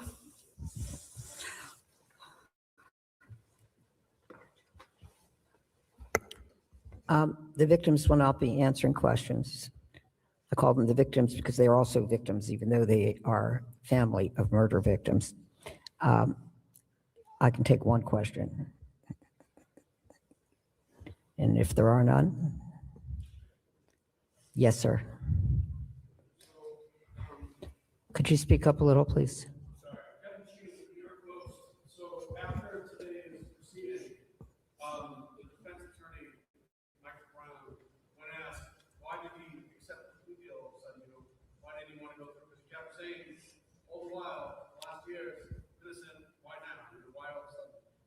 His answer was, quote, he certainly wanted to save the families of the victims the ordeal of going to trial. Just wanted to hear what the victims' families thought of that sentiment as far as an answer. Not much. Yeah. Yeah. I saw something on Facebook today that the New York Post is still calling our girls sex workers.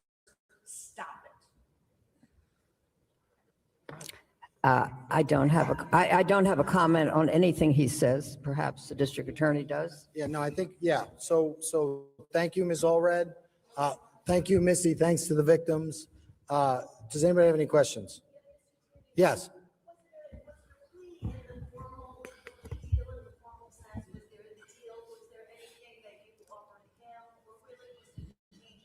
Well, you know, I think traditionally a change of plea is when you know they plead guilty to every single count in the indictment. In this sense, you know, we are going to be dismissing 3 charges. So that is a plea deal. Obviously, he's getting the maximum under the sentence. So how you categorize that, I would leave it to everyone. Yes.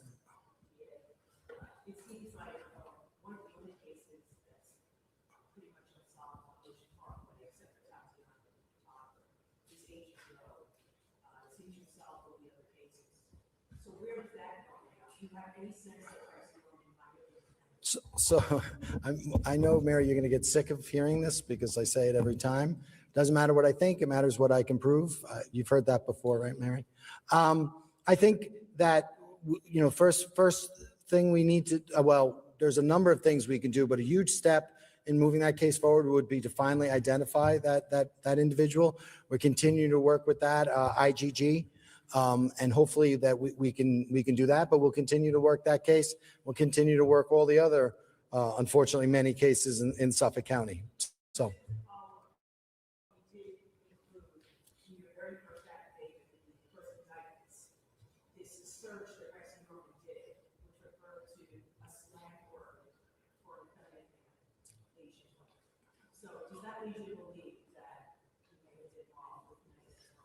Again, doesn't matter what I believe, it matters what I can prove. So, I'll leave the belief and the conjecture up to whoever wants to do that. I'm gonna, continue to do what we do, speak through our indictments, and we are where we are. But we're going to continue to work forward, and so gratifying to be able to provide closure for these families. Hopefully, for that individual and his family and the people who cared about him, we want that same closure. Yes. Go ahead. I'm sorry.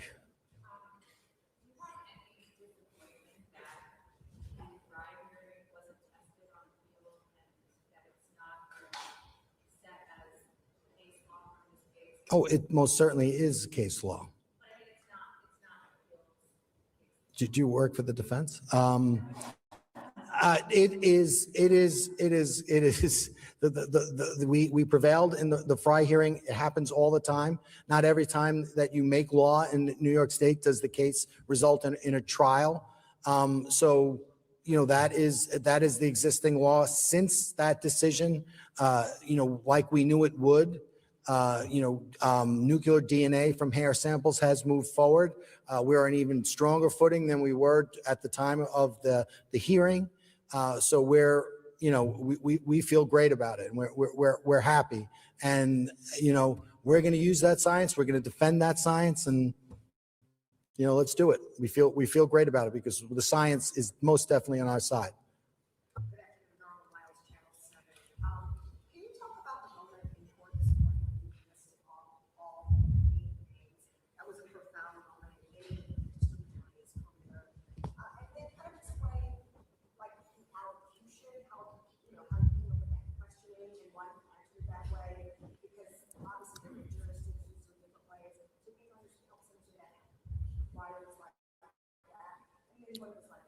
Yeah, I think we wanted to synopsize, so we wanted to name the victims, right? Because it's about them. We wanted, and we're talking, starting in 1993, ending in September of 2010. We had these 8.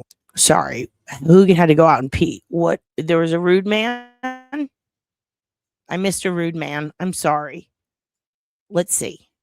For that individual and his family and the people who cared about him, we want that same closure.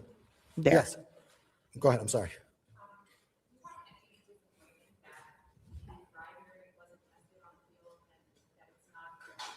Okay, it's really hard to hear those. Something about something not being tested. I don't know why. The fucking closed captions doesn't work for the questions. That would be nice. Let's go back a little and see if we can hear what the rude man asked. Facebook today that the New York Post is still calling our girls sex workers. Stop it. I don't have a comment on it. I love that. I love that fiery shit. Stop calling them sex workers. Agreed. Anything he says, perhaps the district attorney does. Yeah, no, I think, yeah. So thank you, Ms. Allred. Thank you, Missy. Thanks to the victims. Does anybody have any questions? Yes.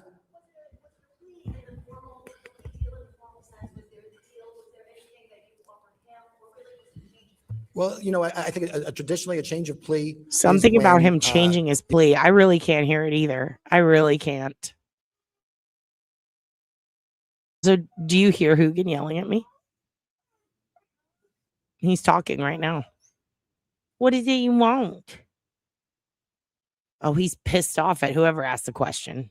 Here, I'll let it continue. We'll try it again. I turned it up. They plead guilty to every single count in the indictment. In this sense, we are going to be dismissing 3 charges. So that is a plea deal. Obviously, he's getting the maximum under the sentence. So how you categorize that, I would leave it to everyone. Yes.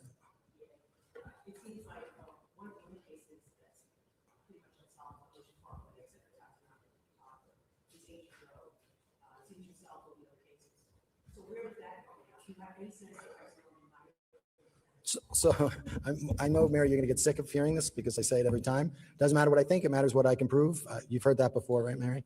I think that, first thing we need to, well, there's a number of things we can do, but I think Mary Murphy was asking about other cases in the future, or does he think that there's more? I know Hugin. Oh my God, he's yelling at me even when I pet him. I think that's what she just asked. Step in moving that case forward would be to finally identify that individual. We're continuing to work with that IGG, and hopefully that we can do that. But we'll continue to work that case. We'll continue to work all the other, unfortunately, many cases in Suffolk County. So.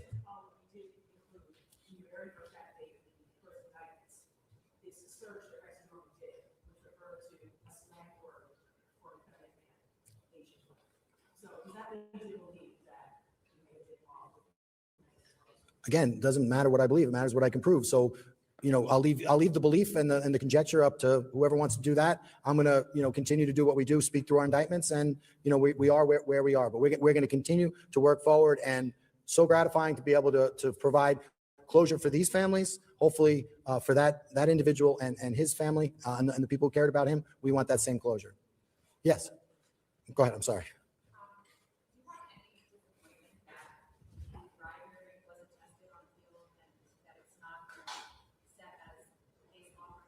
Oh, it most certainly is case law. She's asking about the Fry hearing, I think. Oh, before the lady in the back interjected. Okay, let's see. Sorry, I wasn't sure where, and then we'll go forward. The victims will not be answering questions. I call them the victims because they are also victims, even though they are family of murder victims. I can take one question. And if there are none? Yes, sir. Could you speak up a little, please? So after today's proceeding, the defense attorney, Michael Brown, when asked, why did he accept the plea deal? Why did he want to go through? He kept saying all the while, last year, innocent, why now? Why all of a sudden? And his answer was, quote, he certainly wanted to save the families of the victims the ordeal of going to trial. I just wanted to hear what the victims' families thought of that sentiment as far as the answer. Okay.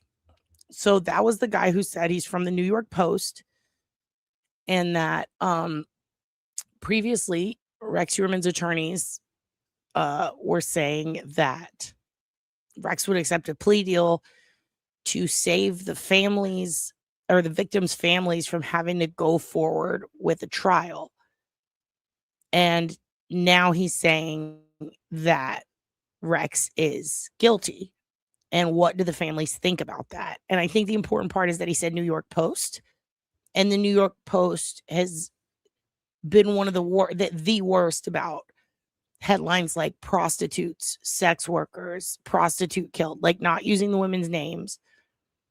And say like giving too many details or making a lot of presumptions about them. So I think we'll see what they say back. Not much. Yeah. Yeah. I saw something on Facebook today that the New York Post calls sex workers. Stop it. I don't have a comment. There you go. It's because he was from the New York Post. So she was pissed off. And rightly so. I'm glad she said something. And that was cool. Good for her. So with regard to the no further charges, that pertains to the 8 murders that were discussed. That's it.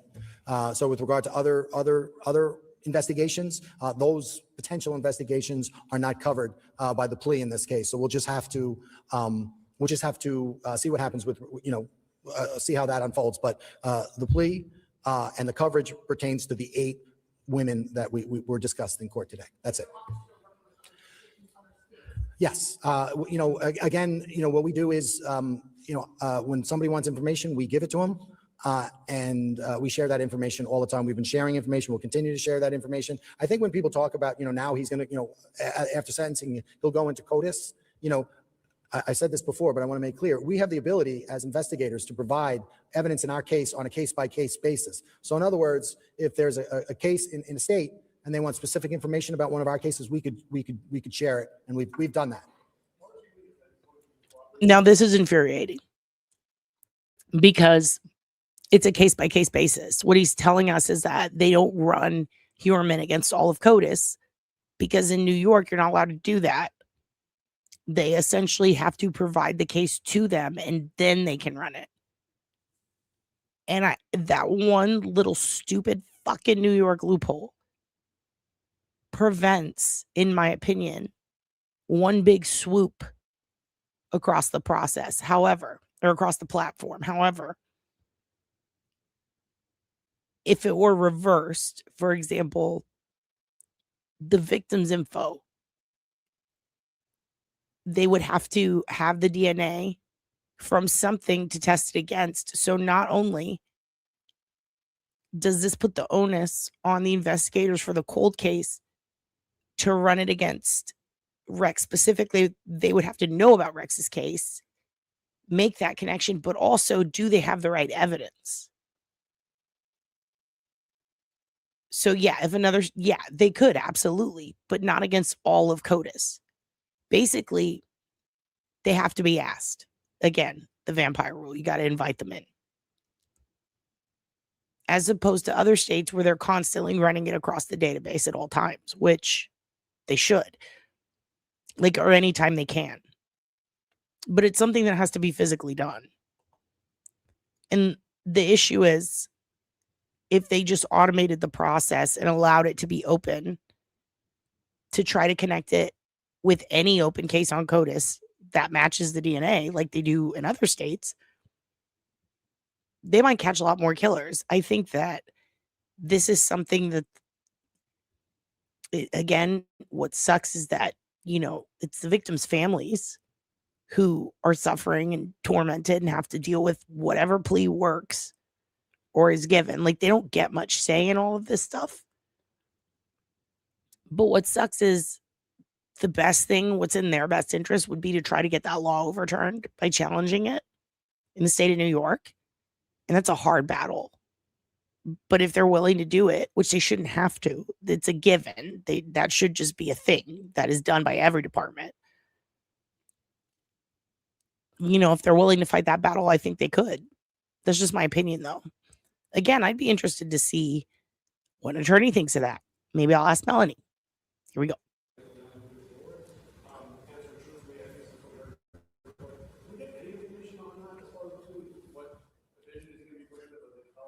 Yeah, sure. Again, I think that, the FBI does such phenomenal work, but then you have, the real work that the FBI does, and then, the work you see on TV. So, one of the many great units that the FBI has is behavioral analysis unit.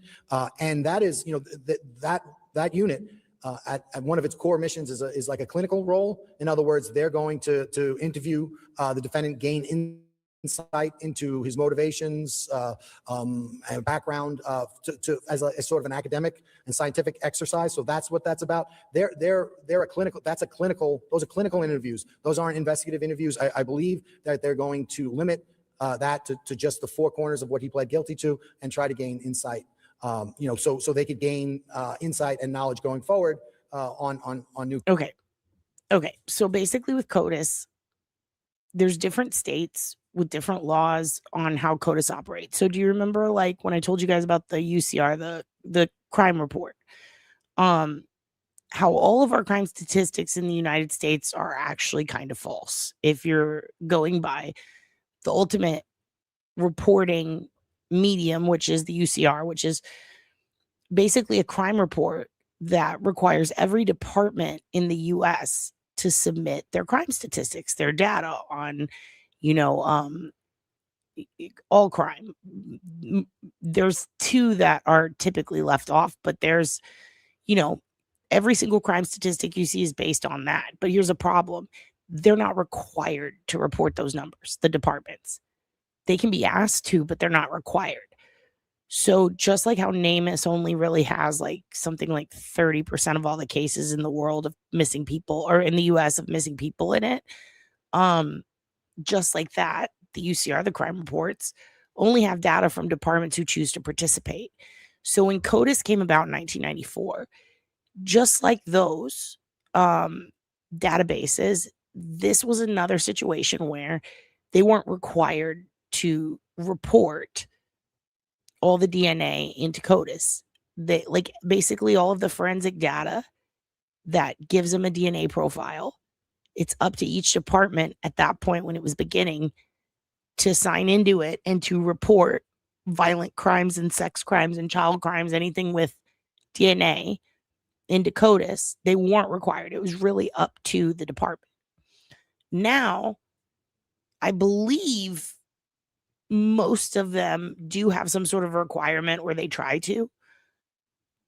But this is, I believe it is since it's a federal database, it's really a situation where each state has specific laws on how they contribute to CODIS, what they contribute to CODIS, why they contribute to CODIS, and rules around people's DNA, specifically their cases, like case privacy. It's almost like HIPAA. You know what I mean? I mean, it is. It affects HIPAA too.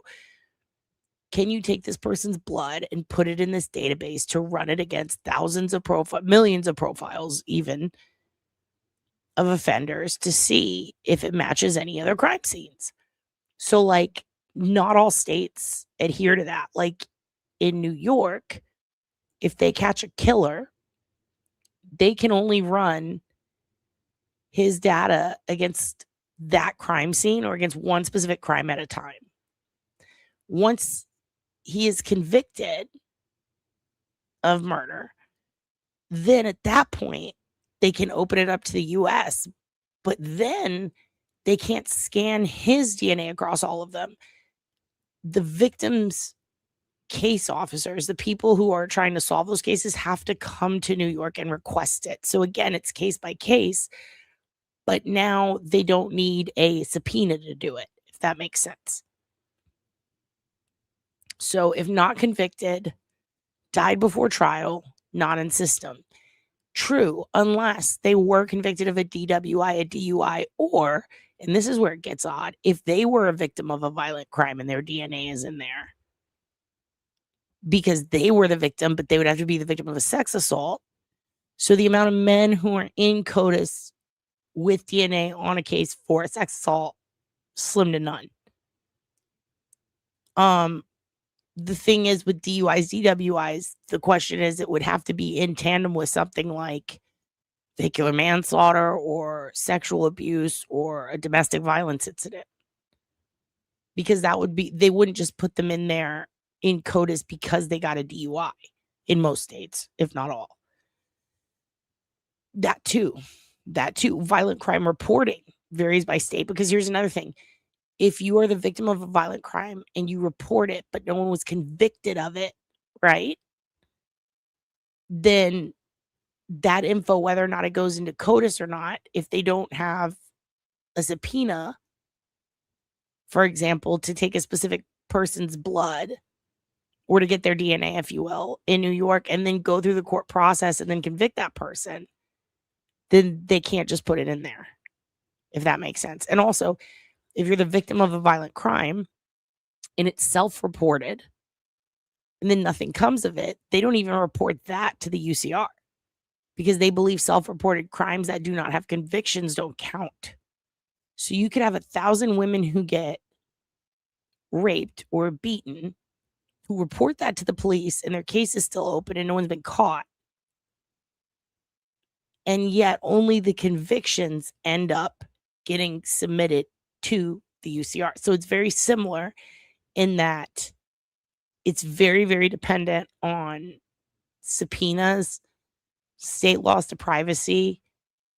So in Texas, for example, ID fraud is like a way fucking bigger deal than in like Utah. Like here, that'll get you prison time, but elsewhere it won't.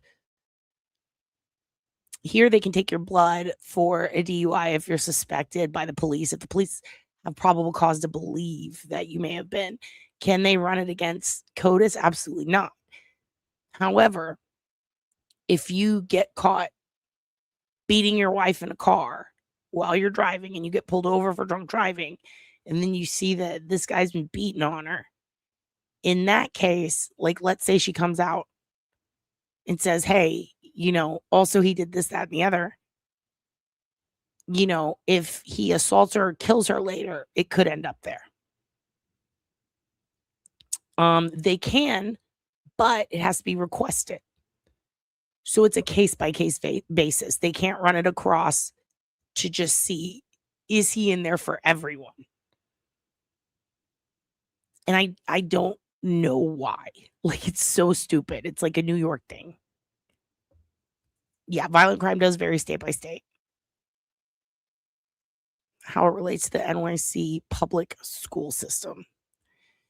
We'll do in-school suspension so they don't have to report incidents to the city. Yep.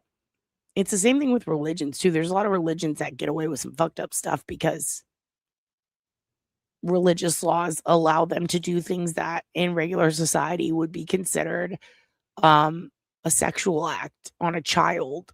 But in those specific religions, it's considered like a religious practice.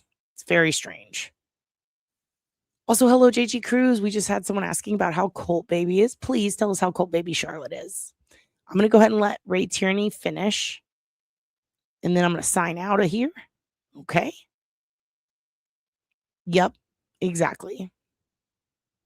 Like, it's almost like, oh, because this did not result in a conviction, it didn't happen. But that doesn't mean someone didn't get sexually assaulted, but that number doesn't get reported. It's state by state here. So you have the federal law and then you have the state law. And the federal law can say, all these states have to report this information, but if not all those states collect that information, that would be impossible. So it kind of comes down to the states need to make a law to collect that information or to agree to send it out to people, if you will. And then the federal government then can say, hey, give it to us. But it's very complicated. Some states don't count domestic violence incidents unless it results in a conviction. And some of them, even if it does result in a conviction, I believe there is a couple where it's like still, if the victim didn't cooperate, there's just so many stupid things, so many stupid loopholes. Their reason is to make life harder because America. Love to Colt Baby. She's got some reflux problems, but we're figuring them out. She's cute as fuck, though. She's cute as fuck. She's just a little gazy ass. We love her so much. Oh, sweet Colt Baby. All hail Colt Baby Charlotte. Cases, and that's kind of what the FBI does.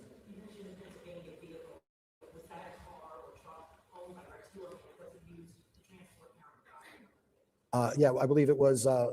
It was a Ram Charger owned by him, and it was Sandra Castillo. Okay, so the Ram Charger that was owned by him, they asked if it was the same one used to transport Karen Vergata, and they said it was Sandra Castillo.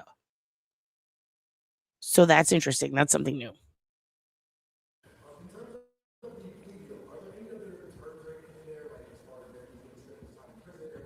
No.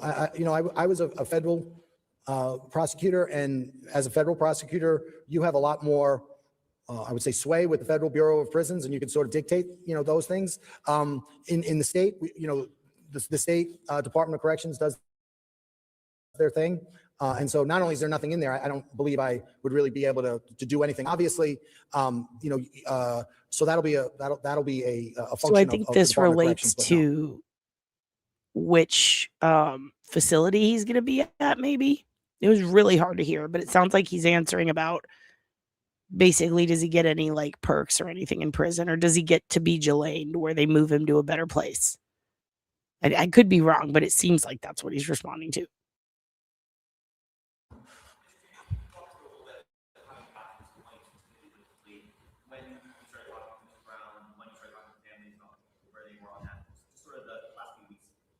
Yeah, I mean, I think with regard to this, again, he's not serving less time. So, as far as that, it's pretty much the best we could do. But, I think every single case you have, there's these discussions, and, talking about pleas as a prosecutor, that's third rail stuff, because defendants have a presumption of innocence. Yeah, and that one, I think he was asking about who they were talking, or how the process was, where they went about talking to the families and who they discussed the plea deal with. And it's interesting because the judge, they did actually, I did see the end part of this, and it doesn't give us that much that we don't already know, but I do think this is interesting. This will be the last thing I show you. The place that I could find it was through, let me pull it up. I think it was through Court TV or Long Crime. It was Court TV. No, it was Long Crime. Where is it? I think this is it. It's footage from him in court. Yeah, this is it.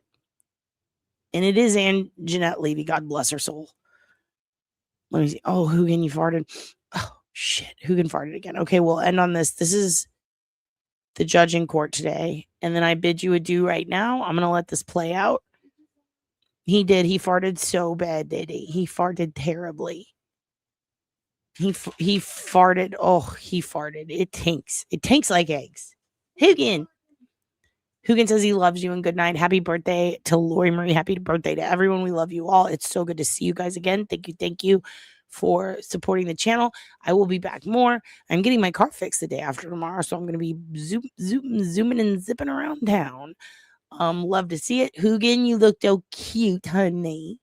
He's smiling in his daddy's arms. Okay. We're going to let Anjanette take it away. You guys have a good night. I'll see you tomorrow, hopefully. Good night. In the trash to link him to hairs collected from some of the victims.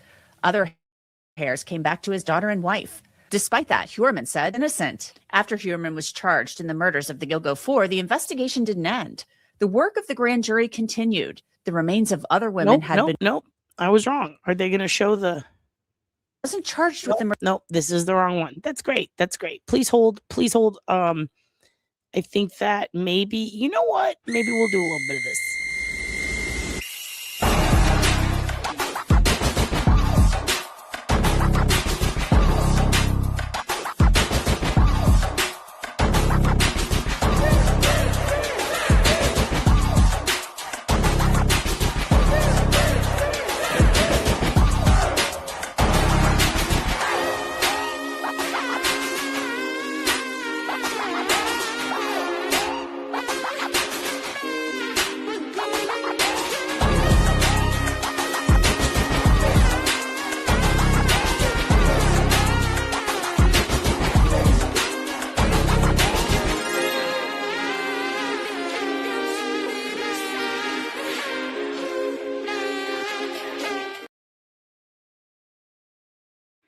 Okay, I'm gonna be honest with you guys. I can't find it.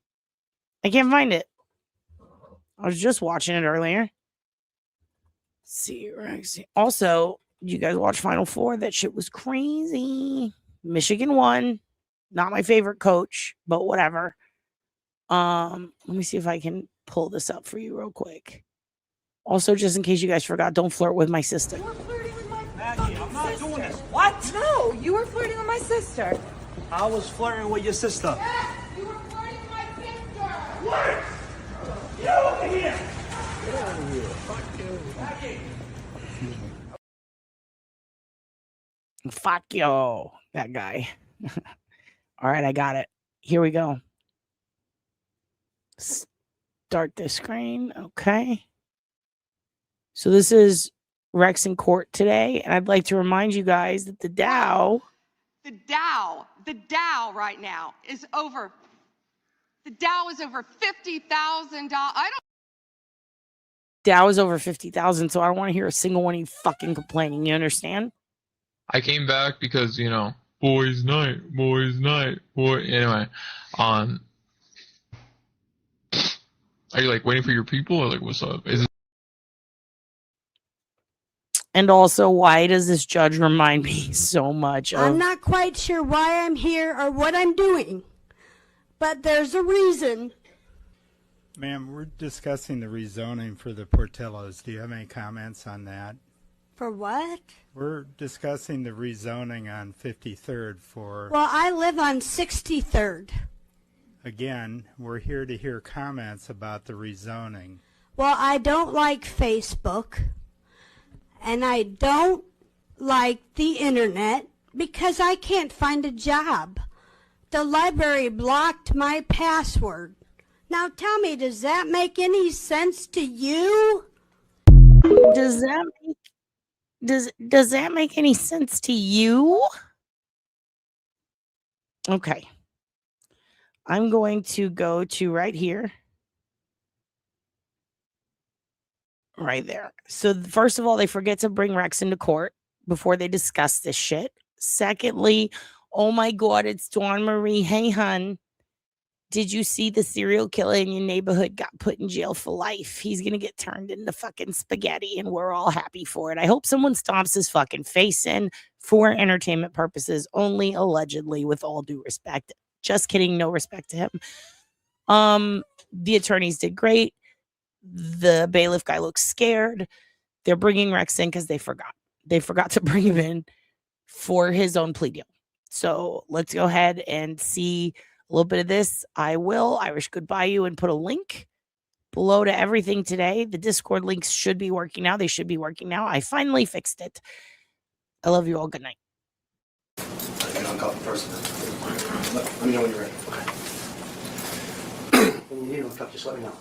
Sorry. When you need my cup, just let me know. Okay. Coming out, Judge.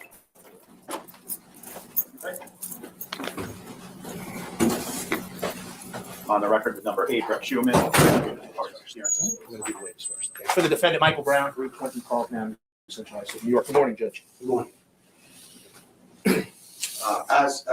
Thank you, Your Honor, and thank you, Mr. Brown. As I was beginning to say, it is the understanding of the District Attorney's Office that the defendant will plead guilty to 7 counts in the indictment, specifically counts 1 through 3 and counts 7 through 10. Counts 4 through 6 will be dismissed in satisfaction of at the time of the defendant's sentencing.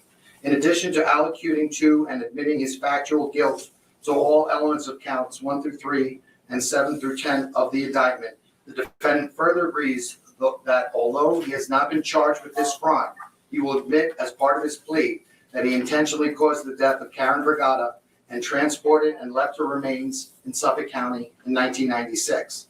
The District Attorney's Office agrees that in exchange for the defendant pleading guilty to counts 1 through 3 and counts 7 through 10 of the indictment and admitting to the uncharged murder of Karen Vergata, the District Attorney's Office recommends the following sentence.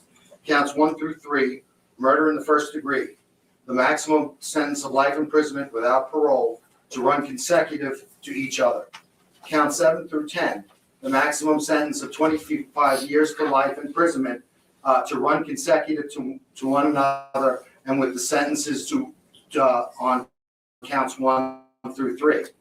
To summarize the foregoing sentence, the defendant agrees to serve 3 consecutive life sentences without the possibility of parole regarding counts 1 through 3, followed by 4 consecutive sentences of 25 years imprisonment to life to run consecutive to one another. Should the defendant allocute to the murder of Karen Vergata, the defendant's guilty plea and this plea agreement will satisfy and cover the uncharged homicide of Karen Vergata. In exchange for all of the above pleas, there will be no further prosecutions pertaining to the murders of the aforementioned 8 victims: Karen Vergata, Valerie Mack, Jessica Taylor, Maureen Brainerd Barnes, Melissa Bartholomew, Megan Waterman, and Amber Costello. The defendant will acknowledge both orally and in writing that he has received voluminous and sufficient discovery to make an informed decision regarding his plea here today. The defendant will further waive any objections to the District Attorney's compliance with Article 245 of the Criminal Procedure Law. The defendant has also agreed to withdraw all motions currently pending before this court. As set forth in the written waiver of right to appeal, the defendant agrees to waive his right to appeal, which includes the court's prior hearing determination, as well as any claim that the sentence imposed by this court is excessive.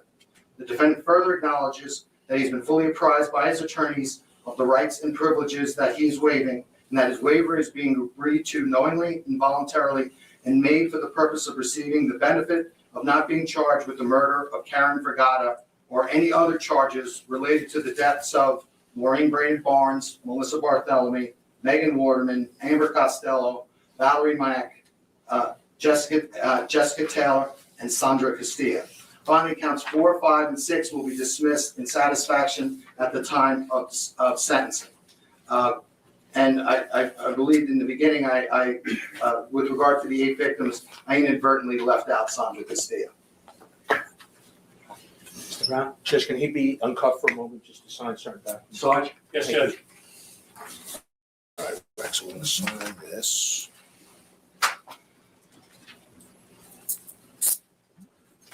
I'm going to sign right here, please. This is the. This guy right here.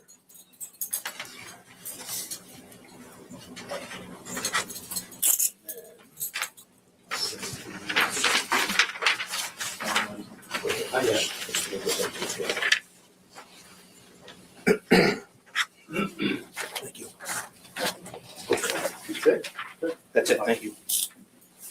Judge, that's our understanding. We're joining the application. Thank you. Mr. Heuermann, before I swear you in, the elocution is taken. I have some questions to ask of you. They're obvious and simple questions, but I have to ask them, okay? Yes, Your Honor. How old are you? 62. You read and write English? Yes. Have you discussed this case with your attorney? Yes, I have. Have you had enough time to discuss this case with your attorney? Yes, I have. After discussions with your lawyer, you feel it's in your best interest to plead guilty rather than go to trial. Yes, Your Honor. Are you satisfied with the manner in which your attorney has represented you in this case? Yes, I am. I must say that the attorneys on both sides of this case have been excellent, unbelievable lawyers. Do you understand that by pleading guilty to a charge, that is the same as if you had gone to trial and been found guilty of that charge?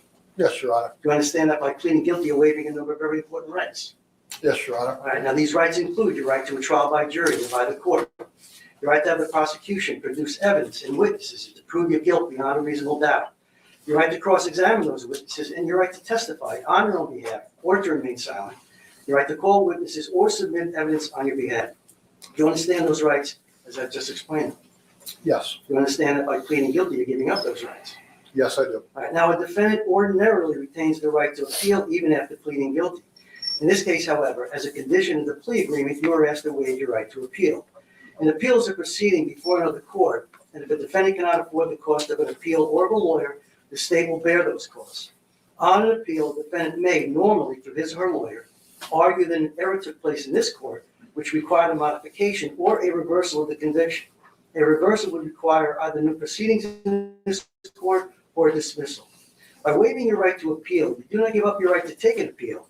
But if you take an appeal, you are by this plea, and now separately by this waiver of the right to appeal, giving up the right to have the appellate court consider most claims of error, including, for example, rulings on evidence, discovery, suppression, and any pretrial motions, and whether this sentence is harsh or excessive and should be modified. You understand that? Yes, I Have do. your attorneys explained this to you? Yes, he And has. Mr. Brown, I ask you at this point, are you, with respect to the motion pending, We're going to withdraw that motion. application granted? Thank you.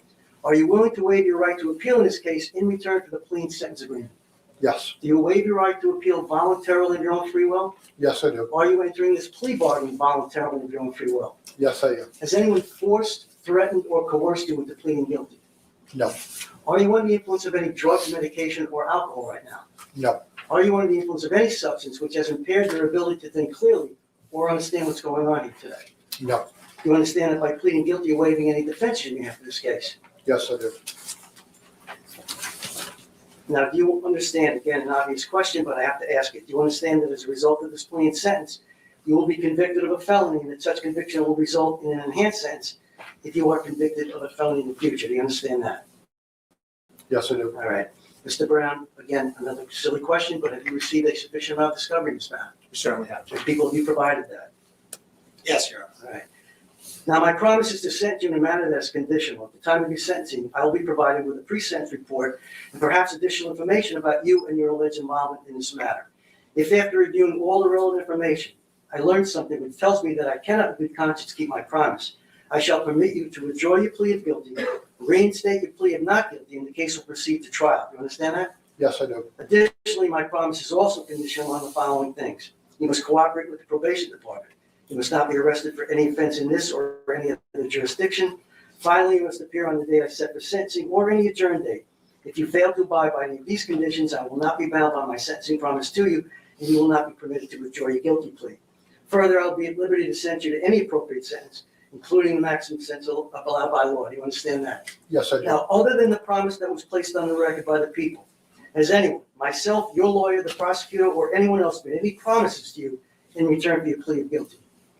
The only thing I want to interject, Judge, Mr. Tierney has indicated in exchange for the pleas that we're going to enter into this morning, there'll be no further prosecutions on the 8 victims that he's referenced. He is also, my client is also obligated to completely, truthfully, and fairly